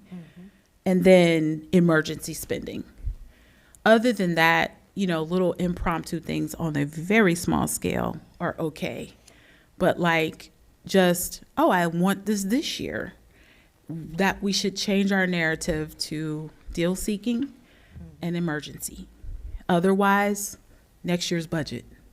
Because once we get through this year's budget, we want to start really forecasting 5 years in advance. We've not done that before. So we know what projects are coming, what street projects. We can start telling, citizens, this is what we're going to do in 2028, in 2030. But we can't do that unless we kind of decrease some of the impromptu spending. And I know that part of that impromptuism is that as a city, we've run in scarcity for so long. It's like, we need this, we need this, we need this. And everybody gets excited about being able to expand and get some of the things that we needed. But as we kind of calm down and get some of our priorities met, we should start looking very closely at making sure that we are either in the deal-seeking space or the emergent space. And when you see different things populating around the city, like you will see a new truck for our Public Works Department. It does not mean that we have not spent within our budget. We had $120,000 allocated for that said new truck. And then we actually had it for 2 trucks, but the cost went up so significantly for 1 truck that we were only able to purchase 1. But we evaluated that budget. We needed a truck that enables us to lift up and put like the Christmas lights up, take them down, do some of the sign work. Bucket truck. Yes, bucket truck. I am sorry, I could not remember that at the moment, so I was just winging it. But yes, Mr. Wilson is right, a bucket truck. We desperately needed a bucket truck. The one that we had, I think it was from the 80s. And we were sending our guys up in that truck, and we were sharing that truck with Mount Healthy. So we looked at the dollars that were left over, which was in the amount of like $40,000. And we said, how can we best use these resources? We needed a bucket truck. The holiday season is coming up. It will also help in the spring and summer months with maybe, getting some flowers up there and some other things that we have not been able to do because we didn't have the proper equipment to do so. So we even came under budget with that, and that will be a rollover. We won't continue to spend, but that was in the budget. So when you see new items, know that they're in the budget. Because if we cannot come to you, we can't just willy-nilly spend without coming back to you if they're not already written in the budget. Yep. So I want to lead by example as it pertains to that, so that you know that we're not just popping up with new things here and there. Then at the final document, you see the top expense funds, which is 101. And so you don't have a key code for what 101 is, especially those in the audience. 101 is our general fund, and that's where our top expenses are. Most of our spendings come out of general fund, which means our city is taking care of us. That's where our general money lives. That's property tax, that's income tax, that's all of the ways, the revenue sources that belong to the city. 401 is street levy. 302 is fire and EMS levy. 230 is waste collection, and 201 is streets. Miss Knotts didn't put that in there, but when I looked at her presentation, I tried to add what I thought would be useful information for you all. So I needed to make sure I took notes to kind of explain those spaces that sometimes are missed. But I can repeat that list if you like. 101 is general fund, 401 is street levy, 302 is fire and EMS levy, 230 is waste collection, and 201 is streets. So I'm going to stay here just for a hot second. So when you think about where is the city money going, general fund is mainly salaries. That's where we pay our people. So that's why we're at the top of the curve in terms of that being one of the fund balance that has the most spendings, because salaries is where most of our expenses go. Then our streets, the care for our streets is what's next. So let me just say for the record, Mayor, I am not against speed humps. I love speed humps if they slow people down. I'm against rotating speed humps. So, and that's because we have a lot of money exhausted into our streets. And that is one of the markers when you're looking at or evaluating a city. The condition of your streets should be top of your list. How your people are paid and how well your streets are taken care of. Because it's like, what do you use to measure whether your city is operable or not? Good streets is a part of that, because even though we care about our streets, people traveling through our streets don't need to be on rickety-rackety roads. So it's not just about us that live here, it's about those that commute through us as well. So it gives you some measurement to see how our city is measuring up against other cities. The fire and EMS levy is our third big bucket.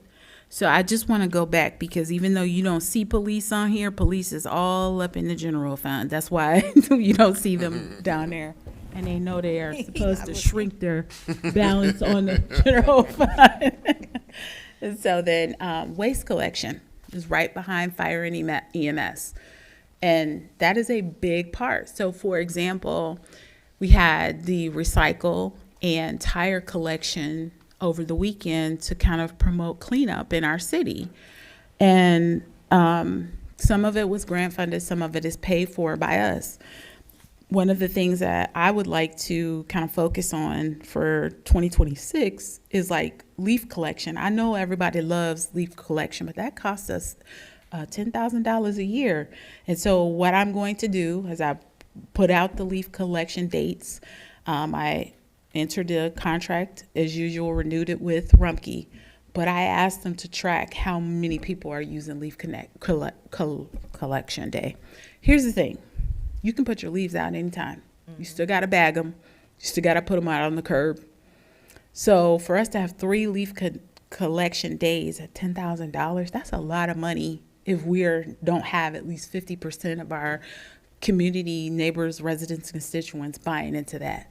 So those are ways that we are watchful over this budget to make sure that we are pulling back things that we don't need, and we are making room for more things that we do need. And then just the waste collection, a big, huge bucket of that is it falls on the shoulders of Public Works, where we have people or residents who move out of homes and they just leave their couch on the side of the road. So we have to figure out. So I said the next time we do recycle, how useful is that to this community? We need to give some time for our next collection to look like maybe big item dump. Mm-hmm.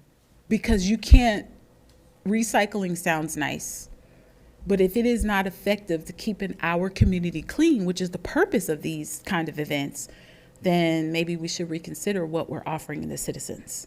So I think the next time we do a cleanup, what we will offer is maybe several tubs or containers so that people can dump those big items.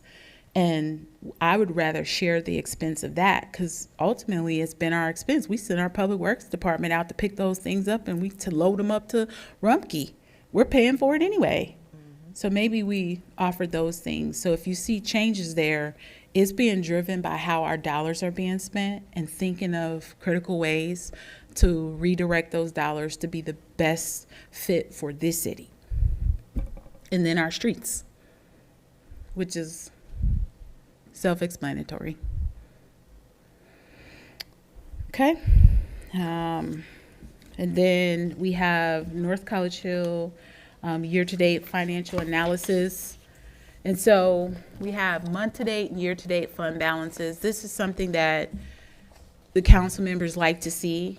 I don't think it yields a lot of explanation. It just has the beginning balance for the month of August, and then it has the ending balance for the month of August. It has the unencumbered and the encumbered amounts. And then you see your citywide composition of balances. Again, that's something I'll let you guys focus on. And if you have any questions, you can email myself. And then key insights. So I will give Ms. Stevens not 100% credit for this document because she is really driving the main encumbrances so people know where the money is. Okay, so the top 5 encumbrances, and these are the type of things, so it's also anticipating needs. It's not just giving you what you're asking for, but it's also giving you what you don't know you need. And you should know where the money is encumbered and year to date of that. So August is a good month to take a look at where have we encumbered money, how do we plan to spend for the next X amount of months. So I know we're closing out August and we're in October, but we did this work around August, in August, this part of the encumberment. And so Fund 250, the encumbered amount is $497,427 of the 1.3. So that is where the ARPA funds live, just so you understand. Ms. Dukestein, Yes, can you change your slide just so? there is no more slides in Oh, you didn't have presentation. This is the one I'm looking at for those. It's in your thing, Miss Knotts. That's right, send it back. I'm sorry? What'd you say, Mr. Wilson? No, I was talking to Miss Okay. Underwood. I'll tell you, Miss Knotts wants to put this in the presentation, but she doesn't necessarily. She's like, Miss Dukestein, you use too many words. So, but she does the work to give you this, so I feel like it's warranted to shut up, Mayor. I'm sorry. Sorry, I had it on my laptop, so I thought maybe you had the same PowerPoint. So 204 is 8.3 encumbered, and that's number 2. It's $4,032 of 48. So that's money that's yet to be spent. And then 201, 101, and this is a big bucket. This is general fund.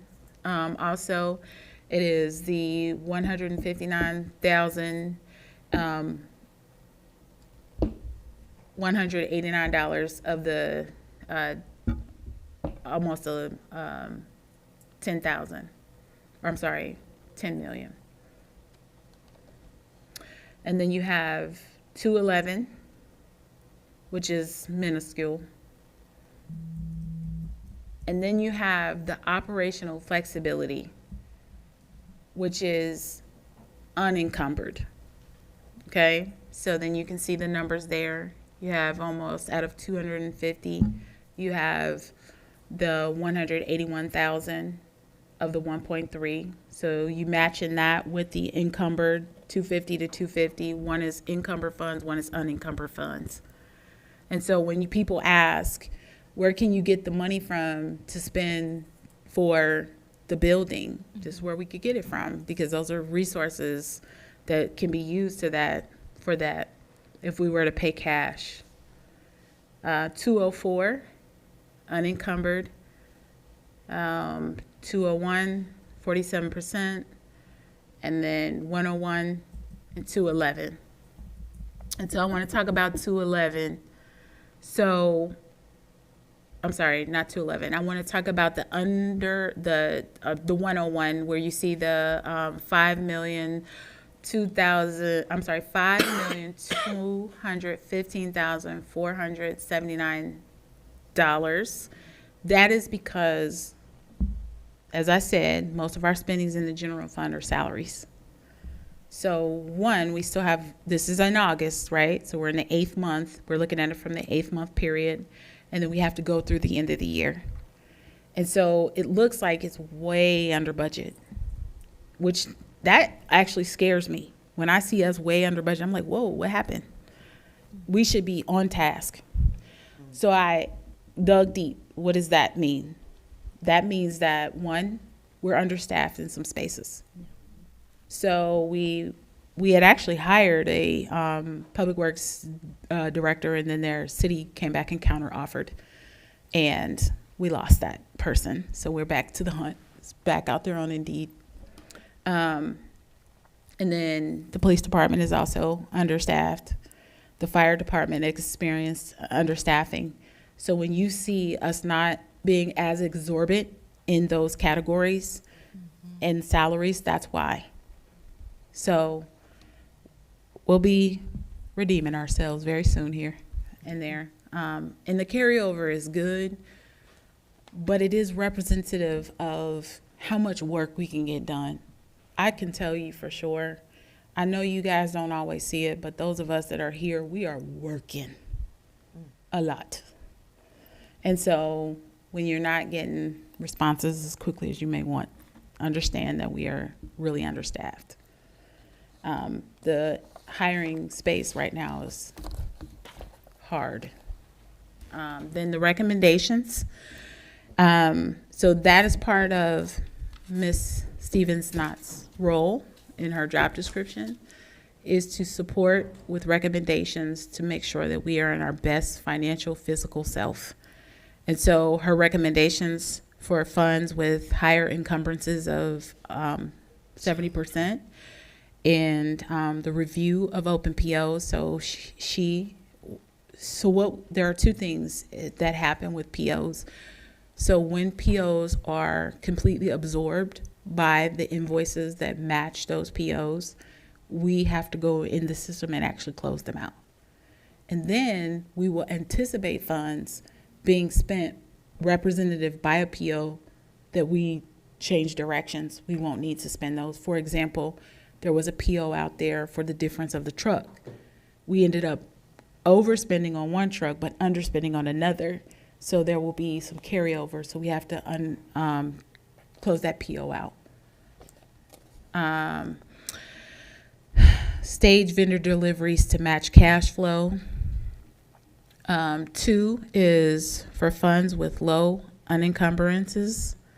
Evaluate transfers and appropriation adjustments before year end. That's kind of where we are with the Walter Train and those spaces where we've had to do some cleanup on a quarterly basis. Part of the initiative at the beginning of 2025 was to do those appropriations more frequently so that we don't have these big lists that everybody has to try to remember what happened in Q1 and Q2 and why we're fixing it in Q4. So that the appropriations, transfers make more sense and are done in over time. The sequence discretionary spending, that's that bucket where I was talking to you about. We should be looking to make save money, deals we can't resist, and emergency funding when we're coming outside of the balances. And then funds with large unexpended balances, prioritize critical capital maintenance. That's taking care of our buildings. We always want to make room for that. And then validate balances that align with restricted revenue purposes. So that is the end of our monthly report. If you have any questions, I'd be happy to answer. Alrighty, committee members, do we have any question on the month-end report?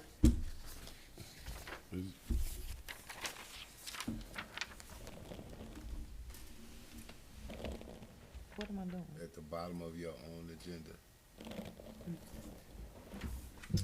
I said committee members. I'll email them. I always allow committee members to speak. I'll email mine. All right, thank you. Like, what is he trying to show me? All right, next up on the agenda is the 2026 budget discussion. This probably be the first of a few. Can I make a quick announcement? I would like for you all to keep all the packets that you gave me, but please don't leave without checking in with me regarding your packet. I can explain more if you're planning to keep your packet, I can explain more. So please don't leave without seeing me if you have taken a packet. Madam Chair. Okay. Yes, Ms. Underwood? Okay, so I can appreciate that we want to start talking about the budget. I do. Okay. However, you know, I know, and everybody in this room knows that that discussion is not going to end here today. Yeah. No, that's why I said first of many, and I allowed like 15 minutes on it, So 15, can 20. I suggest that we just table it for now, give everybody an opportunity to review it, and schedule a special meeting just for the budget, just Well, for the budget by itself. It was discussed during council that we would have a special meeting just for 1,500 and leave the 2026 budget on this meeting, on this agenda. I appreciate that. So, hold on, let me finish. So, it's not here. Is there anything, let's move number 2 agenda item to the bottom of number 5, and then let's go ahead and move into executive session to discuss the salary. Can I give you some guidance? Just please, Yes, Madam Ms. Chair. Dukes. Okay, so the intention from administration was not that we dig into the entire budget. The intention was to kind of talk about what's before you. So the document that you have, especially based on the timeline that you all received it, this is just the initial introduction into what is being forecasted for 2026. The page that you have that looks like this, that's in your packets. So there has been a disconnect, and I can tell you that this for sure has happened because I sat on council. There's a budget that we turn into Hamilton County, and then there is this line by line by line by line by line by line budget that you all get, and that's the one you like to look at, pick apart. So you need to look at it in 2 ways, though. You can do the line by line thing that you normally do, and we're prepared for it. We're here for it. That's what you want to look at, dig into. But you also need to just make sure that this front page looks healthy. And that is this 1-page document that we turn into Hamilton County that goes in on the books that we are held to from our audit. This actually should be more of interest to you all than that line by line by line by line. But because traditionally we have focused on the line by line, we wanted to provide you with both. Madam Chair, Yes, Ms. Underwood? okay, I'm not a numbers person. That's why I'm a lawyer. 'Cause we charge, I charge what I charge, and that's it. I don't have to go and create budgets for my clients. They can either pay me or they can't. And then I go and I defend people. I defend. That's what I do. However, so this question may seem, I don't know, juvenile something, but how can I know if this is a healthy number for whatever this is if I don't know where the money is going when it goes to each one of these departments? So again, I answered that already. You have one document, 2 phases of that same document in your email that was distributed to you. The first page is going to look like this. This is an overhaul of the larger fund balances. Then behind that, each one of these fund balances has a Excel spreadsheet that goes line by line by line by line. That is what you are okay to go through and look at. It's titled, what it is, how it is, and it goes back to 5 years. So you can look at 5 years ago, look at the spending trends to 2026. It has the actuals So what you're looking at in those prior years are actual spendings to those specific line items. And then what you see for 2026 is a forecasted, predicted number for what we anticipate we will spend in that bucket for 2026. The reason that I presented you all with this is because this is an overview of the budget. Our council group characteristically likes to look at the line items to dig into what goes into these numbers. But actually, you are responsible for this as well. So it's giving you what you don't know you need. There's a disconnect of what goes to the county and has to be approved legislatively. This is what you approve legislatively. That big old document that you guys have been looking at, that is not what you're sending through and voting on. You are, but in this format. Yeah. So when you go out there and you look at the county documents and you see this, you're like, well, where's our budget? So the Excel spreadsheets, which I did not print because it would have been terrible. We have a lot of documents here. That is something that in your time, I'm asking you all to review it and come back with questions. Tonight is just an introduction to a process that we will undergo between now and December when we approve this. Yeah, that's why I said first of many conversations. So this is just an introductory to this. Madam And I Chair. just wanted to kind of help you interpret how to look at what you have in your email. Madam Chair. Yes, Ms. Oh. Guest. So sorry. You've been out that spot for a while now. I know. Get it We'll give you together. the date. So, when are we gonna get the Excel sheet? Has You it already been have it. emailed it? Okay, It's perfect. in there. Yeah, Thank it's you. in here. I So will check it now. with that being said, let's move on so we can stay on task and let me see. Trying to find my verbiage here. Anybody else got the executive session verbiage? I got it. Oh, thank you. Alrighty, for the pursuit to Ohio Revised Code, Section 121.22, I move that the Budget and Finance Committee entered in executive session under Section G1 to consider the appointment, employment, dismissal, discipline, promotion, demotion, or compensation of a public employee or official, or the investigation of charges or complaints against a public employee, official, licensee, or regulated individual unless the public employee, official, licensee, or regulated individual requests a public hearing. So, Madam President, Madam Chair, I am so sorry. If I could respectfully offer a suggestion. These pieces of legislation that are tied to on the agenda are very short. If you want to go through those and then go to your executive session, that might be helpful, but I am willing to yield to whatever you want to yield to. Up to you. but let's just move through it, then we could do the executive session at the end. That way, everybody don't have to wait for us to come out of the conference room. That's fine. What's next? Resolution to the county appropriation rate. That's number 4. Did you guys get that document too as well in your emails? It should be in your packet. Is that what you're looking for? I gave my packet away to the audience, so let me pull it up on my, Read what you just said.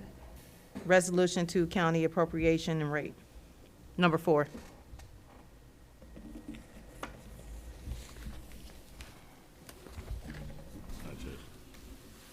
Oh, okay. So Thank you, sir. this has to be heard in Budget and Finance Committee before going to moving to council floor. The county, so this typically is due to the county by September the 30th. This was not our delay. This was the county. They send us this information. We did not get it from the county until October. The second page of the document looks like this. And that is our projected revenue. That's our property tax, our income tax. I'm not sure what was going on at the county level that created a delay, but they have given us an extension because they were delayed. But we do have to get it done by the end of October. And so it has to go to the next agenda Yes. for the. So what you're looking at is our anticipated revenue from our taxes. Okay. It says Schedule A, summary of the amounts required from the general property tax approved by the Budget Commission and county auditors' estimated tax rates. And then it is the breakdown of that. This is one of these, we get it every year, we vote on it, you gotta move it through. We get it from the Hamilton County, we don't deviate from the numbers. They tell us what we getting and we say thank you very much. So it is customary that we take it through Budget and Finance. You guys can look at it, but after you look at it, I would ask that you move this piece of legislation to council floor.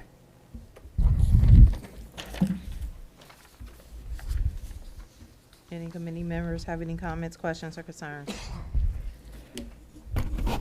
Madam Chair, Yes, Ms. Gaston. I might have missed it when I was reading. We got an extension. What is the date? October, I think 24th. Okay. It's gonna, so we would have Yeah, to. so we have to go on council's agenda next week. We haven't, I know when I looked at the date on the letter today, our next council meeting is the 20th. So we should be able to move this forward appropriately and get it to them. Okay. Any objections to moving this legislation to council floor? No, but I would suggest that you go ahead and schedule the extra 2 meetings now. That's because- on my new business agenda to schedule the extra meeting, so I was thinking that Thursday was going to be my suggestion for everyone. We could suspend readings. You don't think it'll go? No, Okay. no, I don't. When can we ever, the 7 of us, ever agree to We did suspend last readings? council. We Madam did on Chair. Monday. Madam Chair, Wait, hold on, Mr. Wilson. We did on Monday for the other text. So are you saying we need a special council meeting for this? I think Or a that you special should. committee? I think you should, not committee, council, because if it's due on the 24th, Monday is the 20th, if the readings aren't suspended, you don't have time To schedule to another council schedule meeting? the special meeting. So just schedule them just in case. You can always cancel them. I get what you're saying. Otherwise, I mean, we have 6 people have to suspend the readings. I am very frustrated with the 7 people sitting at this table. Well, the other 6, I'm not frustrated with myself. So I think that we should absolutely schedule the additional meetings just in case. Okay. Madam Chair. We suspended them. I'm always, for suspended readings to get things moving forward. So we can tentatively schedule something for, let's see, Monday's the 20th, one for the 21st, 22nd, and then, well, 22nds are, we can't do the 22nd. Candidate forum. Right. Can we do one this week? Again, I'm just saying just in case. I'm not saying that, maybe I'll be surprised and the readings will be suspended. However, Madam Chair. Hold on, Mr. Wilson was first. I'm sorry, sir. I give up.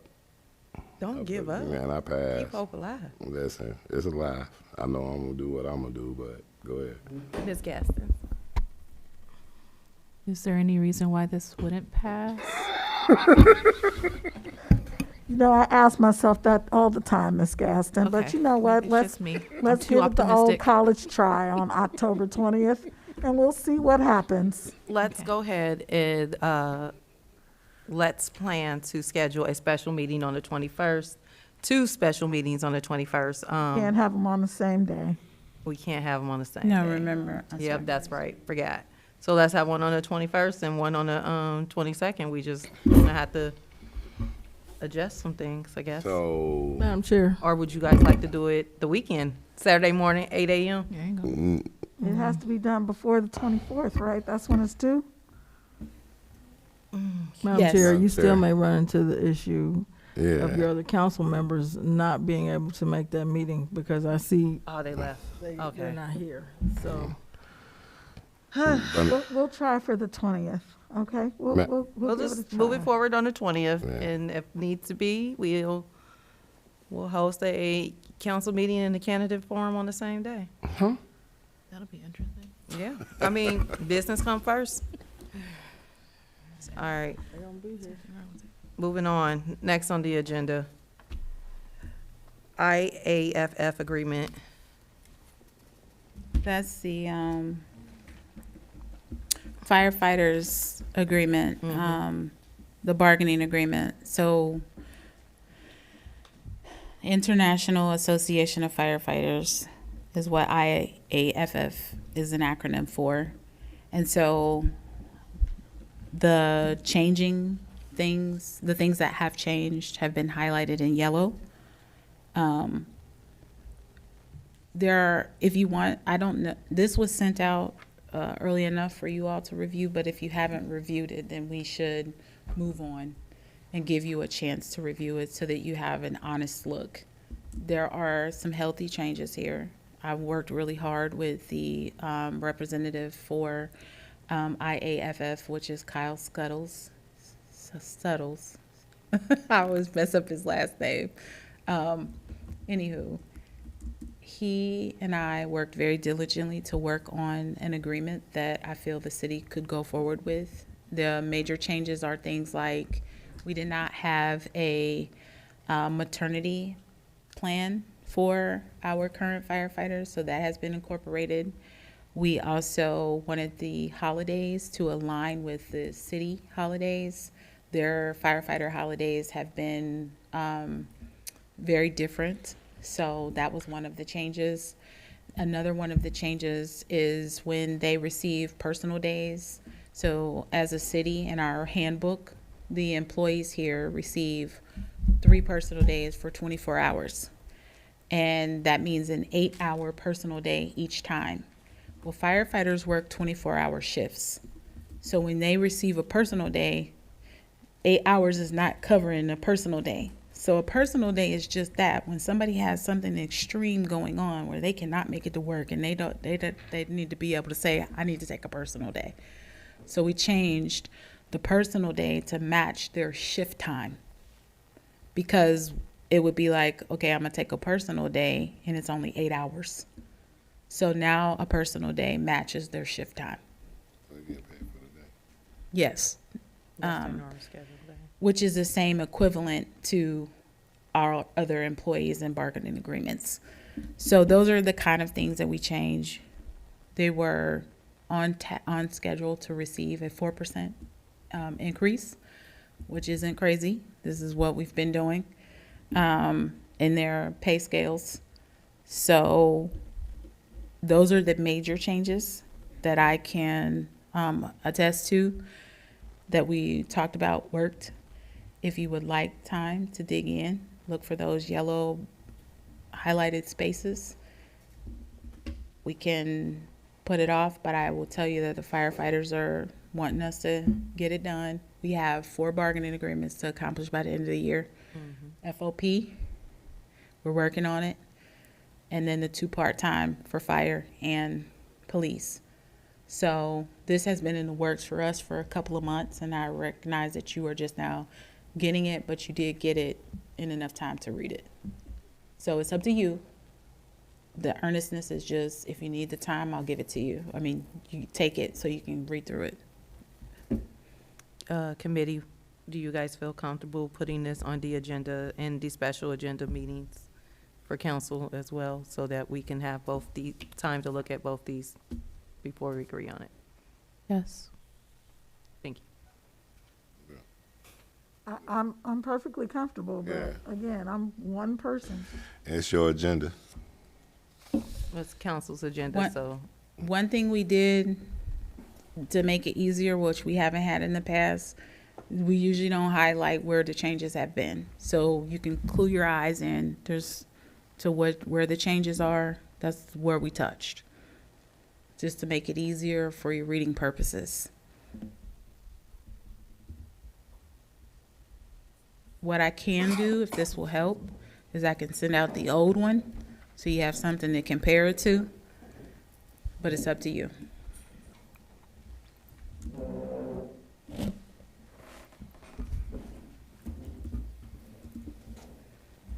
Let's see, this is October, November. Okay.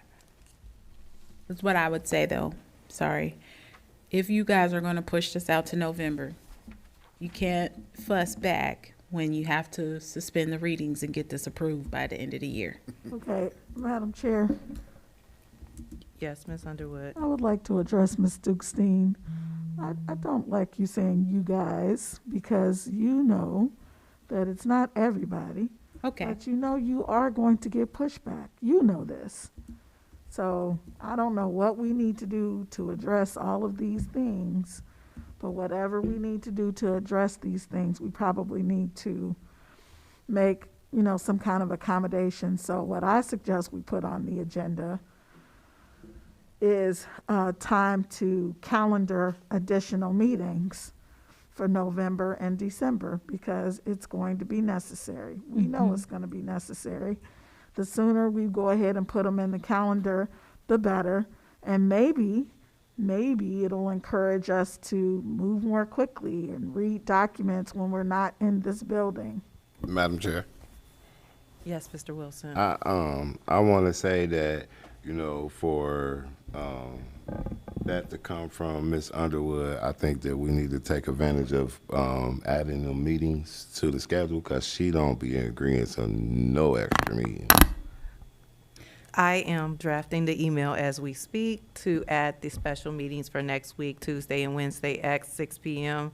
with the 2 added items on the agenda in the event that the items are not voted on at Monday's meeting. In the event that they are voted on in Monday's meeting, we can cancel the special meetings, which are the resolution to the county and the IAFF. Everybody agree? Madam Chair, Yes, Ms. Gaston? I'm not being that person. No, but be the person, be the devil's advocate. we also have to schedule a special meeting for the 1500 building. So what day would that be on? That is going to go in new business for Thursday Oh, of this sorry, week. you did say that. Yes. So it was originally going to be today, Holiday. but the holiday pushed this meeting back, which I wanted to give more time for Christian to be able to schedule the 1500 one. So we had said at Thursday was going to be Perfect, thank the you. tentative. Well, I was going to discuss it because there's no sense of scheduling that committee meeting if the committee can't be there.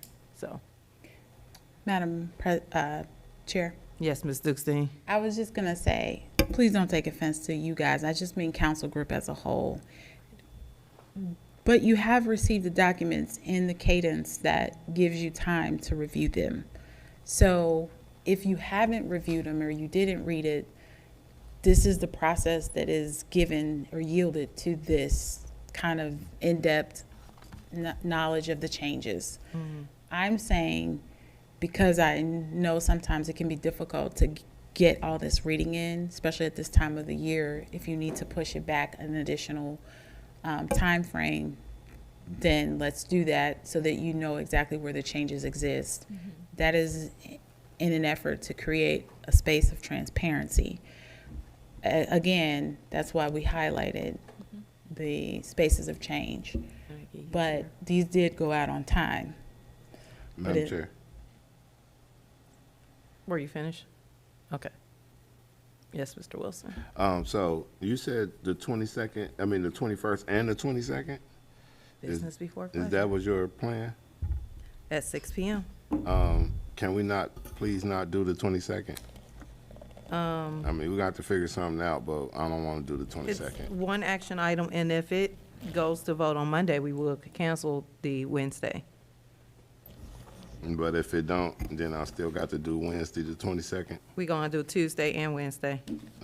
Can we try something different then? No, I don't Because want Thursday will be I'm the sorry. 20th. I'm sorry. I just don't want to do anything on the 22nd.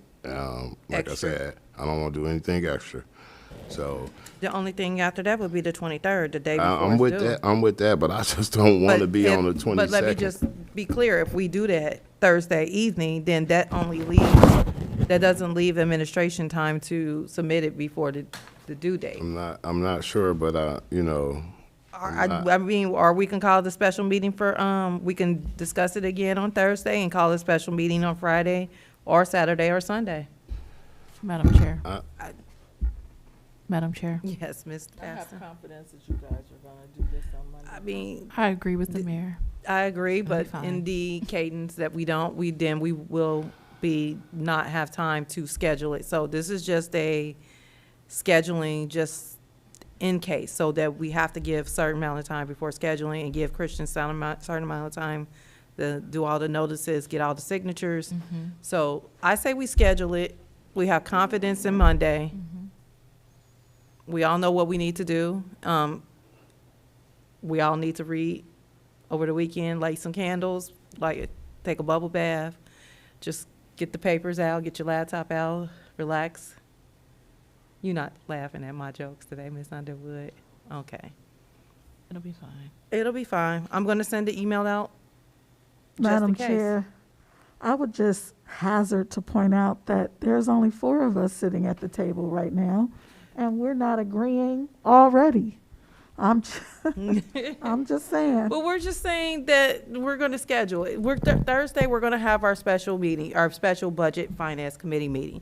And if we need to discuss it at that meeting again, we'll do that. And that way, everyone knows the read. We'll come back, we'll discuss it before we'll discuss 1,500, because that'll be a lighter subject. And then we'll discuss 1,500 at that meeting, and then on Monday, we'll move everything to council floor on the agenda. And we should be ready to vote. We should not need 3 readings. But in the event, for whatever reason, we'll have Tuesday, and we'll have Wednesday. Mr. Wilson, I'm sorry. Y'all have to have faith in humanity. I think it'll be fine. All right. I drafted the email. I'm going to send that out. And we already discussed the new business, so is there any old business? Let me double check. Hold on. I had notes. You got something old business, Ms. Gaston, before we go into executive session? Nope, I'm good. Okay. So, like I said, new business Thursday. What is Thursday? Lord Jesus. 16. The 16th at 6 p.m. We're going to have the Budget and Finance Committee meeting to discuss the 1,500 building. So everybody, can you please put that on your calendars now? I'm going to have Christian schedule.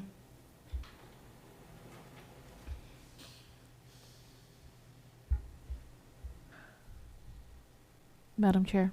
Oh, hold on. I was going to say we're inviting non-committee members to attend so that they can talk. Yes, ma'am. I was going to say I waive him posting it on my door. Is that just for the committee? That's for the special council meeting too as well? That's for Thursday's meeting. Thursday's meeting? I don't think Thursday's meeting doesn't require Yeah, that that's on the because it's a council committee meeting. Yes. And Thank since you. all the committee meetings members are here, we all know about it, so see you guys on Thursday. All righty. That was just about everything. Now we're going to move into executive session. I have to read all of that again, don't I? Give me a second. I closed that down too fast. Right.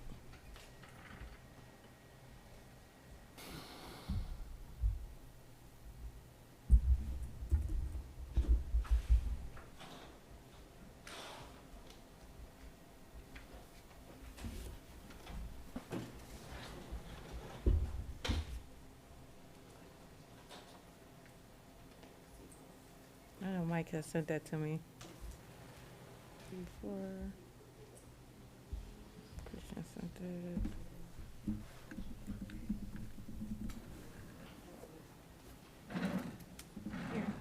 I'm just waiting for it to cycle up. Oh, okay. Me too.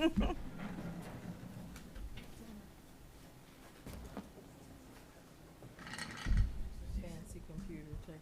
All right. In pursuit to Ohio Revised Code Section 121.22, I move that Budget and Finance Committee enter the executive session under Section G1 to consider the appointment, employment, dismissal, discipline, promotion, demotion, or compensation of a public employee or official, or the investigation of charges, complaints against a public employee, official, licensee, or regulated individual, unless the public employee, official, licensee, or regulated individual requests a public hearing.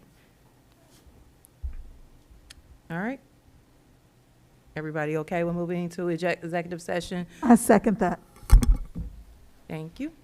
All right, let's move. We go? Yep, we go. Chair. Yes, Ms. Duxine? So in lieu of trying to provide council with the adequate documents, what can we do to scale back on the paper? On one position, I feel like this is only once a month. And if you get documents, you need to really, these documents to me undergird the information that you need to help you vote. So I do think that they're super important. However, you also get lots of documents for the council meetings. So if you want me to keep printing, I will keep printing.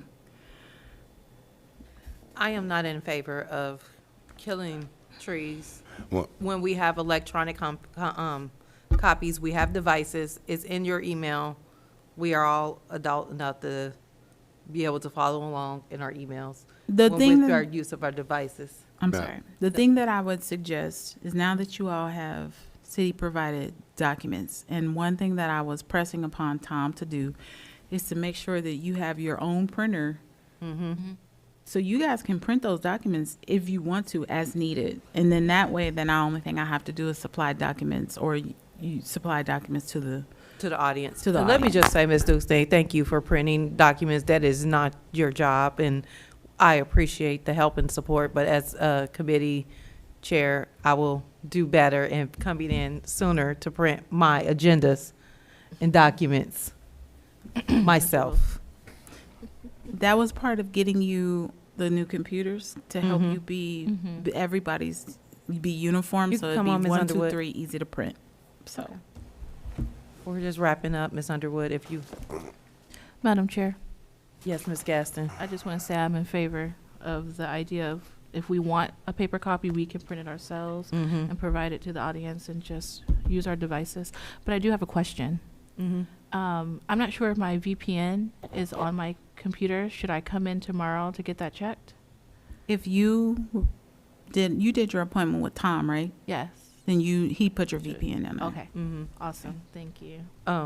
Well, chairs will still provide documents to the audience, so we don't have very many, we mainly have 5 people. So then we'll get a few copies, so that way the audience has it. So, all right. Anything else? Any committee members have anything? All right, we will adjourn at Budget and Finance Committee meeting at 9:26. Ooh, 4 minutes to spare. I give y'all 4 minutes of love back. Thank you.